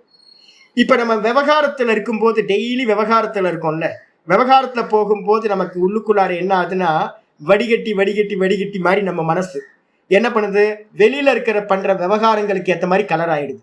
காம குரோத லோபம். இந்த காமக்ரோத லோபமா நம்ம மனசு வந்து பாத்தீங்கன்னா ஆயிடுது. அதுக்கு பேரு கஷாயம் அப்படின்னு பேரு. அந்த கஷாய பக்தி கருமாணி, கஷாயத்தை போக்குறதுக்கு என்ன பண்ணணும் அப்படின்னு கேட்டீங்கன்னா, நான் இப்ப என்ன பண்றேன் அப்படின்னா கொஞ்சம் டிலே எல்லாம் பண்றது இல்லை. நான் இப்ப காலையில வந்து பாத்தீங்கன்னா ஒரு பிளாக் காஃபி குடிக்கிறேன். அந்த காஃபி குடிக்கும் போதே வந்து பாத்தீங்கன்னா கொஞ்ச நாள் வச்சிருந்தேன், அப்படியே வச்சிருந்தேன், கலரே மாறி போச்சு அந்த கிளாத்து. இப்போ என்ன ஐடியா பண்றேன் அப்படின்னு கேட்டீங்கன்னா, புதுசா ஒன்று வாங்கியிருக்கேன். இமீடியட்டா கொண்டு போய் என்ன பண்றது, அதை அந்த காஃபி தூளை வந்து பார்த்தீங்கன்னா அந்த வடிகட்டிலேயே வைக்காம கொண்டு போய் வெளியில கொட்டிட்டு இமீடியட்டா வந்து பார்த்தீங்கன்னா வாஷ் பண்ணி அதை சுத்தப்படுத்தி வச்சுட்டேன்னு வச்சுங்களேன், என்ன ஆயிடும், கலர் வந்து பார்த்தீங்கன்னா அப்படியே ஒயிட் கலர்லயே இருக்கும். இப்போ டெய்லி சுத்தம் பண்றதை வந்து பார்த்தீங்கன்னா நான் என்ன பண்றேன், இமீடியட்டா பண்ணும்போது உங்களுக்கு என்ன ஆகிறது இல்லை அப்படின்னா அது கலர் கஷாயம் அதில் வர்றதில்லை. அப்போ நான் ஒரு சோப்பு போட்டு என்ன பண்றேன், அதை வாஷ் பண்ணி எப்படி வைக்கிறனோ அதே மாதிரி நம்மளுடைய மனசை என்ன பண்ணணும், சுத்திகரணம் பண்ணணும். கஷாயம்ன்றது வந்து பார்த்தீங்கன்னா காமக்ரோத லோபம்னு சொல்லக்கூடிய கஷாயம், அழுக்கு. இதை வந்து பார்த்தீங்கன்னா கருமானி, கருமங்கள் தான் வந்து பார்த்தீங்கன்னா கஷாய பக்தி கருமானி, கஷாயங்களை சுத்தப்படுத்துறதுக்கு தான் கருமங்கள். ஞானம் து பரமாகதிகி. யாராவது ஞானம் ஞானம்னு சொன்னீங்கன்னா அதெல்லாம் லாஸ்ட், அதெல்லாம் தூக்கி ஓரமா போடுங்க. இப்ப நமக்கே அதான் நான் சொல்றேன், யாரெல்லாம் வந்து பாத்தீங்கன்னா இருக்கீங்களோ ஞானத்தை தூக்கி ஓரமா போட்டுருங்க, அது இன்னும் ஃபியூச்சர்ல நடக்க போகுது. இப்போதைக்கு நமக்கு என்ன பண்ணணும் அப்படின்னு கேட்டீங்கன்னா அந்த கரணத்தை சுத்தி பண்றது தான் முக்கியமான காரியம். கஷாயே கருமபி பக்குவே. இப்ப நீங்க கேட்கிற வேதாந்தம் எல்லாம் வந்து பாத்தீங்கன்னா ஒரு பக்கம் ஸ்டோர்ல ஆயிட்டே இருக்கும், ஆனா பலன் கொடுக்குமா அப்படின்னு கேட்டீங்கன்னா பலன் கொடுக்காது. ஏன் பலன் கொடுக்காது அப்படின்னா நடுவுல நிறைய கஷாயங்கள் இருக்கு. மனசுக்குள்ளார காம குரோத லோபம் அப்படின்னு வாசனைகள், நிறைய வாசனைகள் வந்து பாத்தீங்கன்னா இருக்கு. இதெல்லாம் தாண்டி வந்து பாத்தீங்கன்னா இப்ப சொல்ற வேதாந்தம் உள்ளுக்குள்ளார போய் அகம் பிரம்மாஸ்மின்னு ஆகணும் அப்படின்னா அதுக்கு டைம் நிறைய ஆகும். அப்ப முதல்ல என்ன பண்ணணும் அப்படின்னு கேட்டா கஷாயே கர்ம பிப்பக்குவே. இந்த கஷாயங்கள் எல்லாம் யஜ்யம் தானம் தபஸ்ன்ற கருமங்கள் மூலமா பக்குவமாகும் போது, எல்லாம் நாசமாகும் போது தத்தோ ஞானம் பிரவர்த்ததே. அதுக்கு பிறகு ஞானமானது வந்து பார்த்தீங்கன்னா தன்னோட காரியத்துல ஈடுபடுது. அப்ப என்ன அர்த்தம்னு கேட்டீங்கன்னா நிறைய பேருக்கு ஞானம் வந்துருச்சு, ஆனா பலன் எடுக்க முடியாது.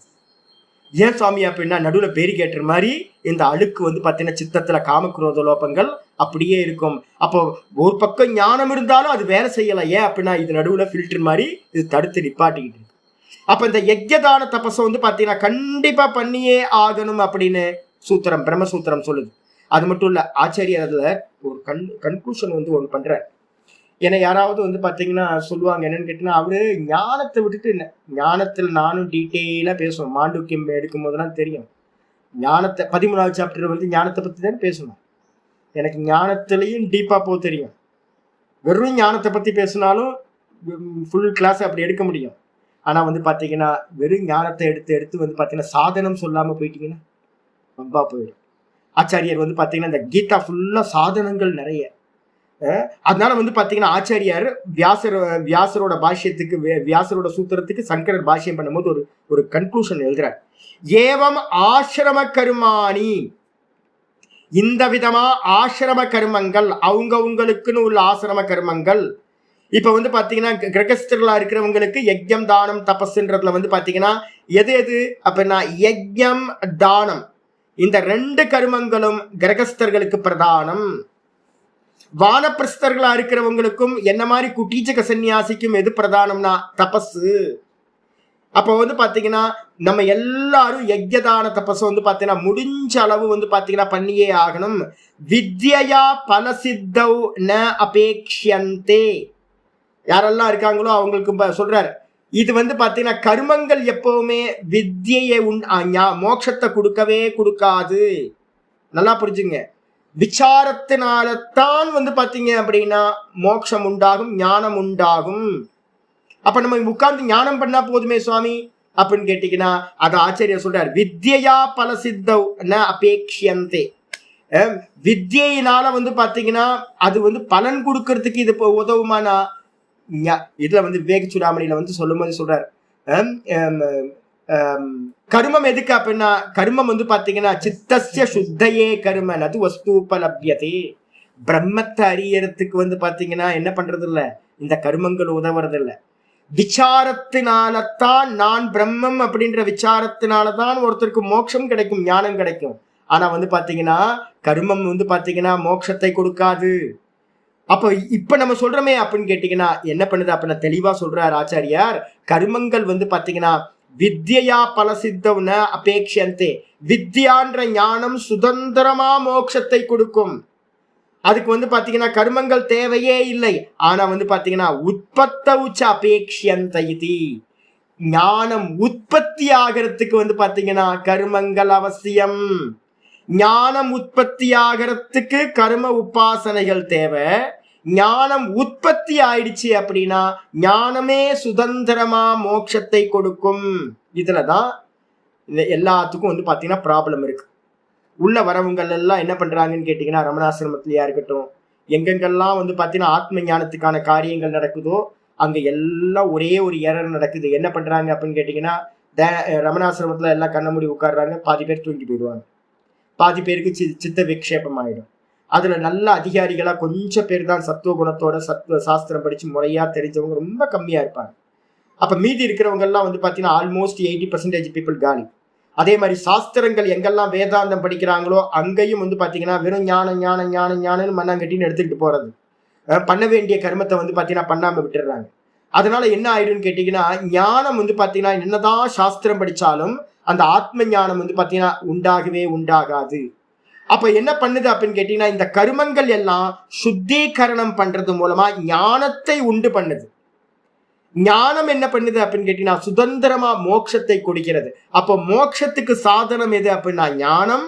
ஞானத்தை உண்டு பண்றது எது அப்படின்னு கேட்டீங்கன்னா இந்த கர்மம் வந்து பாத்தீங்கன்னா சுத்த சுத்தியை கொடுத்து ஞானத்துக்கு சாதனமா ஆயிடுது அப்படின்னு புரிஞ்சுக்கணும்.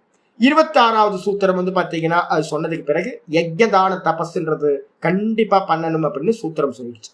27வது சூத்திரம் பிரம்மசூத்திரத்துல 27 3 4 27 शमदमादि उपेतक स्यात् तथापि तु तद् विधेयः तद् अंगतया तेषाम् அவசியம் அனுஷ்டேயத்வாத். அவசியம் அனுஷ்டேயத்வாத் அப்படின்னு ஒரு சப்தம் இருக்கு. இங்க யஜ்ஞதானம் தபஸ் மட்டும் தானே சொல்லியிருக்கு. இந்த யஜ்ஞதான தபஸோட சேர்ந்து வந்து பாத்தீங்கன்னா உபாசனைகளையும் அங்க சொல்லுது. உபாசனைகள் என்ன பண்ணும்?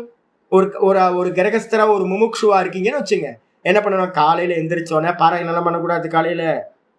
காலையில யாராவது டைம் வேஸ்ட் பண்ணாதீங்க. என்னோட சிஷ்யர் என்ன பண்ணுவார், காலையில வந்து 4 மணிக்கு உட்காந்து துணி துவைச்சுட்டு இருப்பார். முட்டாளு, துணிலாம் துவைக்கூடாதுப்பா அந்த நேரத்துல. காலையில ஒரு நிமிஷம் கூட வேஸ்ட் பண்ணக்கூடாது. டக்குனு உட்காந்து ஜபத்துக்கு போயிடணும், தியானத்துக்கு போயிடணும். அந்த டைம்ல வந்து துணி துவைக்கிறது, வீட்டை கிளீன் பண்றது, என்னோட சிஷ்யர் அதான் பண்ணிட்டு இருப்பார். வீட்டெல்லாம் கிளீன் பண்ணிட்டு இருப்பார். மற்றவங்களாம் உட்காந்து ஜபம் பண்ணிட்டு இருப்பாங்க.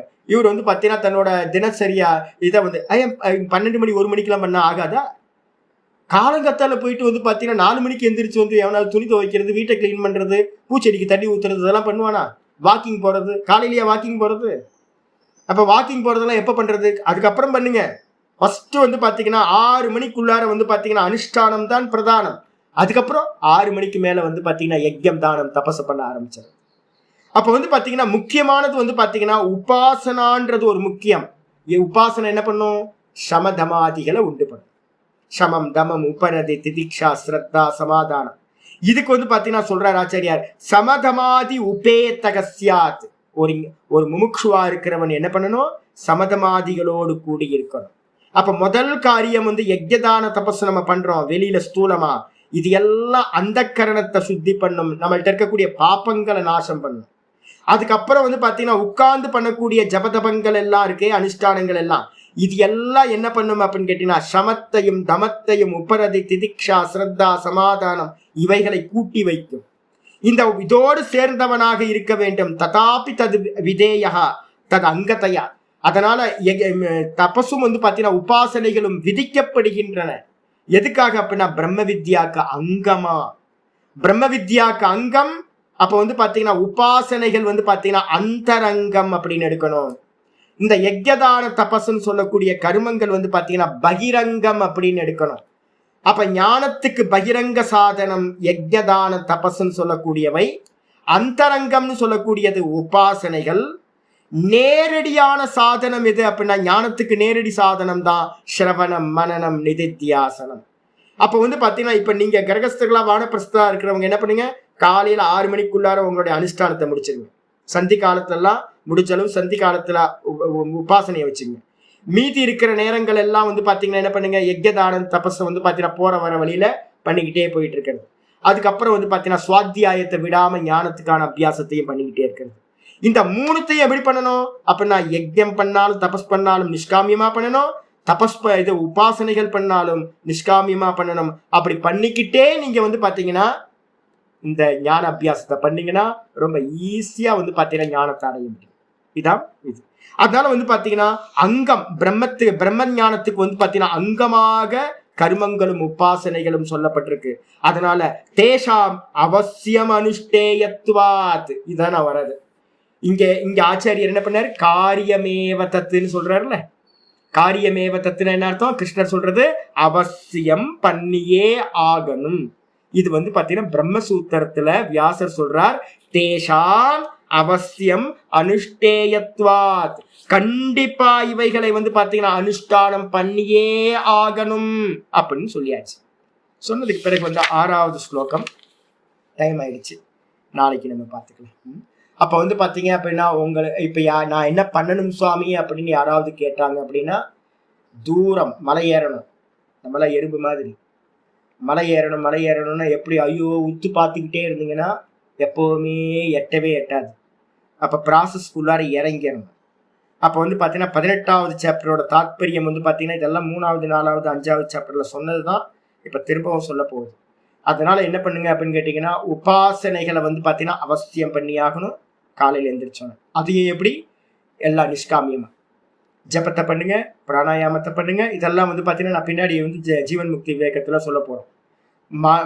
மனோநாசத்துக்காகவும் வாசனாட்சயத்துக்காகவும் அனுஷ்டானங்களை பண்ணிக்கிட்டே இருக்கணும். அதுக்கப்புறம் பியூரிஃபிகேஷன் வந்து பாத்தீங்கன்னா காமக்ரோத லோபம் வராம இருக்கிறதுக்கு நித்தியம் நம்ம எப்படி நான் வந்து டீயோட வடிகட்டியை வந்து பாத்தீங்கன்னா கிளீன் பண்றேன்னு நம்ம சொல்றோமோ, கஷாயம் உள்ள படியாம இருக்கிறதுக்கு, அதே மாதிரி டெய்லி நம்ம எப்படி சோப்பு போட்டு குளிச்சுக்கிட்டு இருக்கோமோ அழுக்கு இல்லாம போறதுக்கு, அதே மாதிரி நம்ம என்ன பண்ணணும், நித்தியம் யஜ்யம் தானம் தபசு. இப்போ கிளாஸ் முடியறதுக்கு ஆரம்பிக்கும் போது என்ன பண்ணணும், ஒரு கைப்பிடி பச்சரிசியை கொண்டு போயிட்டு வெளில போட்டு வந்துடுங்க. கிளாஸ் முடிஞ்சோன்னே வந்து பார்த்தீங்கன்னா இப்படி போகும்போது வரும்போது எறும்புகள்லாம் இருக்கும்ல, ஒரு தோட்டம் இருக்கும், இல்லைன்னா அதாவது காம்பவுண்ட் கேட் இருக்கும், வெளியில இருக்கும். ஒரு கைப்பிடி அரிசியை கொண்டு போய் போடுங்க, ஒரு கைப்பிடியை வந்து சர்க்கரையை வந்து பார்த்தீங்கன்னா டெய்லி கான்சியஸா சர்க்கரையை போடுங்க. அதுக்கப்புறம் காக்கைக்கு வந்து பார்த்தீங்கன்னா ஒவ்வொரு வாட்டி ஃபுட் எடுக்கும் போதும் காக்கைங்களுக்கு கொஞ்சம் வெளியில கொண்டு போய் வைங்க. தண்ணி வந்து பார்த்தீங்கன்னா பட்சிகள் சாப்பிடணுன்றதுக்காக தண்ணி வைங்க. எக்ஸ்ட்ரா 4 இட்லி பண்ணீங்க அப்படின்னா என்ன பண்ணுங்க, எப்போ இட்லியோ தோசையோ ஏதோ பண்ணும்போது ஒரு 4 எக்ஸ்ட்ரா பண்ணுங்க. பண்ணி டக்குன்னு பேக்கிங் பண்ணிட்டு வந்து பார்த்தீங்கன்னா வீட்டில் விட்டு யார் வெளியில போறாங்களோ அவங்கள்ட்ட கொடுத்து, போற வழியில யாராவது இருப்பாங்க கொடுத்துருன்னு சொல்லுங்க. ஒரு நிறைய யஜ்யம் ஆயிடும். நித்தியம் வந்து பார்த்தீங்கன்னா கோயிலுக்கு போகாம இருக்கவே இருக்காதீங்க. என்னது, ஆலயம் தொழுவது சாலவும் நன்று என்ன மாதிரி சொல்லியிருக்காங்க பாருங்க. கோயில் இல்லாத ஊர்ல குடியிருக்க வேண்டாம், கோயில் இல்லாத ஊர்ல குடியிருக்கவே வேணான்றாரு. அப்ப நித்தியம் வந்து பாத்தீங்கன்னா பாவத்தை கிரியேட் பண்றதுக்கு வந்து பாத்தீங்கன்னா கோயிலுக்கு போறதை நித்தியம் வச்சுங்க. முடிஞ்ச அளவு தீபத்தை வந்து பாத்தீங்கன்னா போட்டு வந்து வீட்டுல முடிஞ்ச அளவுக்கு ஒரு சோடசோபச்சாரத்தோட சின்ன பூஜை பண்ணுங்க. முடிஞ்சா ஜபத்தை பண்ணுங்க, தியானம் பண்ணுங்க. அப்ப இதெல்லாத்தையும் வச்சுக்கிட்டு பஞ்சமகா யஜ்ஞங்களையும் பண்ணிக்கிட்டு கூடவே சுவாத்தியாயத்தையும் பண்ணினீங்கன்னா இது எல்லாம் நிஷ்காமமா ஆச்சு அப்படின்னா அற்புதம் நடந்தது. இவ்வளவுதான் வேலை ஆயிடுச்சா. இதுதான் சொல்ல போறோம். மீதி நம்ம நாளைக்கு பார்க்கலாம். நாளைக்கு லீவ் இல்லை, ஆரம்பிச்சிருச்சு. சரி, ஒரு 3 நாள் லீவு வருது. 3 நாள் கழிச்சு நம்ம பார்க்கலாம். 3ஆம் தேதியா 1ஆம் தேதியா கிளாஸ் எப்போ? 3ஆம் தேதி. ஆமா, புது கிளாஸ் கூட 3ஆம் தேதியில இருந்து ஆரம்பிக்குது. அன்னையில இருந்து பார்க்கலாம். யாரெல்லாம் பகவத்கீதை இந்த 18th சாப்டர் கேட்குறீங்களோ அவங்கெல்லாம் என்ன பண்ணுங்க அப்படின்னு கேட்டீங்கன்னா, உங்களுக்கு ஜீவன் முக்தி விவேகம் ஒவ்வொரு நாளும் 4ஆம் தேதி காலையில இருந்து நம்ம போஸ்ட் பண்ண ஆரம்பிப்போம். ஈவினிங் நடக்கிற கிளாஸை வந்து காலையில போஸ்ட் பண்ணுவோம். சமயம் இருக்கும்போது என்ன பண்ணுங்க, ப்ராப்பரா கேட்டுக்கிட்டே வந்துருங்க உங்களுக்கு. அப்ப 18வது சாப்டருக்கும் அதுக்கும் ரொம்ப சம்பந்தம். ஏன்னா அது மோட்சத்துக்காக தான் அது சொல்ல போகுது. ஜீவன் முக்தி விவேகம் இது மோட்ச சந்நியாச யோகம். அதனால அங்கேயும் சந்நியாசம் பேசுவோம், இங்கேயும் சந்நியாசம் பேசுறோம். அங்கேயும் மோட்சம்னா என்னன்னு பேசுவோம், இங்கேயும் மோட்சம் தான் இங்க தாத்பரியம். அதனால இந்த 18வது சாப்டரையும் ஜீவன் முக்தி விவேகத்தையும் ஒன்னா இணைச்சு பாடம் கேட்டா ரொம்ப நல்ல உபயோகமா இருக்கு. ஆமா, அப்படியே இருக்கு. ஏற்கனவே வந்த பாஷ்யம் நான் வந்து ஜீவன் முக்தி விவேகத்துக்கு முன்னாடி உங்களுக்கு இந்த எதெல்லாம் இந்த ரிலேட்டடா இருக்கோ அதெல்லாம் பாஷ்யத்தெல்லாம் ஒன்னா ஆக்கி தான் அனுப்ப போறேன், படிச்சுங்க அப்படின்னு சொல்லி. அதனால இதெல்லாம் ரெஃபரன்ஸ் எடுத்துட்டு வரணும். ஆமா, 2வது அத்தியாயத்துல, அதுக்கப்புறம் 3வது அத்தியாயத்தோட ஆரம்பம், 3வது அத்தியாயத்தோட பாஷ்யம் வந்து ஆரம்ப பாஷ்யம், இதெல்லாம் வந்து பார்த்தீங்கன்னா ஒரே மாதிரி தான் இருக்கும். ஓம் பூர்ணமதః பூர்ணமிதம் பூர்ணாத் பூர்ணமுதச்யதே பூர்ணஸ்ய பூர்ணமாதாய பூர்ணமேவாவசிஷ்யதே. ஓம் சாந்தி சாந்தி சாந்தி. ஹரி ஓம் ஸ்ரீ குருப்யோ நம. ஹரி ஓம். ஓம் ஸ்ரீ கிருஷ்ணாய பரமாத்மனே நம. ஸ்ரீ கிருஷ்ண கிருஷ்ண கிருஷ்ண காயேன வாச்சா மனசேந்திரியைர்வா புத்தியாத்மனா வா பிரகிருதே சுபாவாத் கரோமி யத்யத் சகலம் பரஸ்மை நாராயணாயேதி சமர்ப்பயாமி. ஓம் தத்சத் இது பரபிரம்மார்ப்பணமஸ்து. நாராயண நாராயண நாராயண நாராயண. குதிரை வண்டி இழுக்கிறதுக்கு எப்படி குதிரை அவசியமோ, தேர் இழுக்கணும் அப்படின்னா குதிரை அவசியம். அதே மாதிரி இந்த மோட்ச மார்க்கத்துல வண்டி நல்லா போகணும் அப்படின்னா குதிரை மாதிரி யஜ்யம் தானம் தபஸ்ன்றது. இல்லை அப்படின்னா இல்லை நான் பண்ண மாட்டேன்னா தேர் நகரவே நகராது, அப்படியே தான் நிற்கும். தேரை இழுக்கிற அளவு சாமர்த்தியம் வேற எதுக்கும் இல்லை. அதனால அவசியம் பண்ணியே ஆகும். பகிரங்க சாதனம்னு பேர். யஜ்யம் தானம் தபஸ்ன்றது பகிரங்க சாதனம் மோட்சத்துக்கு. அதுக்கப்புறம் நம்ம பண்ற உபாசனைகளுக்கு எல்லாத்துக்கும் பேரு அந்தரங்க சாதனம். அதுக்கப்புறம் ஸ்ரவணம் மனனம் நிதித்தியாசனம்ன்றது பாத்தீங்கன்னா சாட்சாத் சாதனம், நேரடி சாதனம். அப்ப ஞானம் இந்த ஸ்ரவண மனன நிதித்தியாசனம் நல்லா உண்டாகிறதுக்கு முன்னாடி நீங்க பாத்தீங்கன்னா உபாசனையும் இந்த பகிரங்க சாதனமா இருக்கிற கர்மங்களும் உங்களுக்கு ரொம்ப ஹெல்ப் பண்ணும். நிதித்தியாசனத்துல பாத்தீங்கன்னா உங்களுக்கு அனுபூதி உண்டாகணும்னா உங்களுக்கு ஞானமே போதும். அந்த இடத்துல கர்மம் தேவை இருக்காது. ஆனா முன்னாடி இதெல்லாம் தேவை ஞானத்தை உற்பத்தி பண்றது. அதனால இப்ப நமக்கு சிலதெல்லாம் புரியாது. ஏன் புரியல சுவாமி? நம்ம 10 வாட்டி சொன்னாலும் ரிப்பிட்டேஷன் பண்ணாலும் ஏன் புரியல அப்படின்னா, அந்த கரண சுத்தி இருக்கிறவங்களுக்கு டக்குன்னு போய் அது பாத்தீங்கன்னா புரிஞ்சிடும். நிறைய பேருக்கு கன்ஃபியூஸ்டாவே இருக்கும். ஏன் அப்படின்னு கேட்டீங்கன்னா, நடுவுல நிறைய அழுக்கு இருக்குன்னு அர்த்தம். அந்த அழுக்கு போக்குறதுக்காகத்தான், நல்ல முறையில ஞானம் செட்டில் ஆகாம அழுக்கா இருக்கிறது காரணம் தான், அதை நீக்கிறதுக்காக தான் யஜ்யதான தபஸ் பண்றாங்க. அதனால எப்பவுமே விடவே விடாதீங்க. மோட்ச இதுக்கு நிதித்தியாசனத்துல நேத்தி பண்றதுக்கு முன்னாடி வரைக்கும் பண்ணிக்கிட்டே போகும். ஈஸ்வர கைங்கரியமா பண்ணிக்கிட்டே இருக்கும். எதையுமே பிரார்த்தனை பண்ணாதீங்க. பிரார்த்தனை பண்ணீங்க போச்சு, சொர்க்கம் கிடைச்சு. சொர்க்கத்துக்கு போனா க்ஷீணே புண்ணிய மருத்திய லோகம் விஷந்து திரும்ப கீழே வர வேண்டியது சொல்ல போறோம். ஆச்சாரியர் பாஷியில் சொல்ல போற. நாராயண நாராயண. ஹரி ஓம்.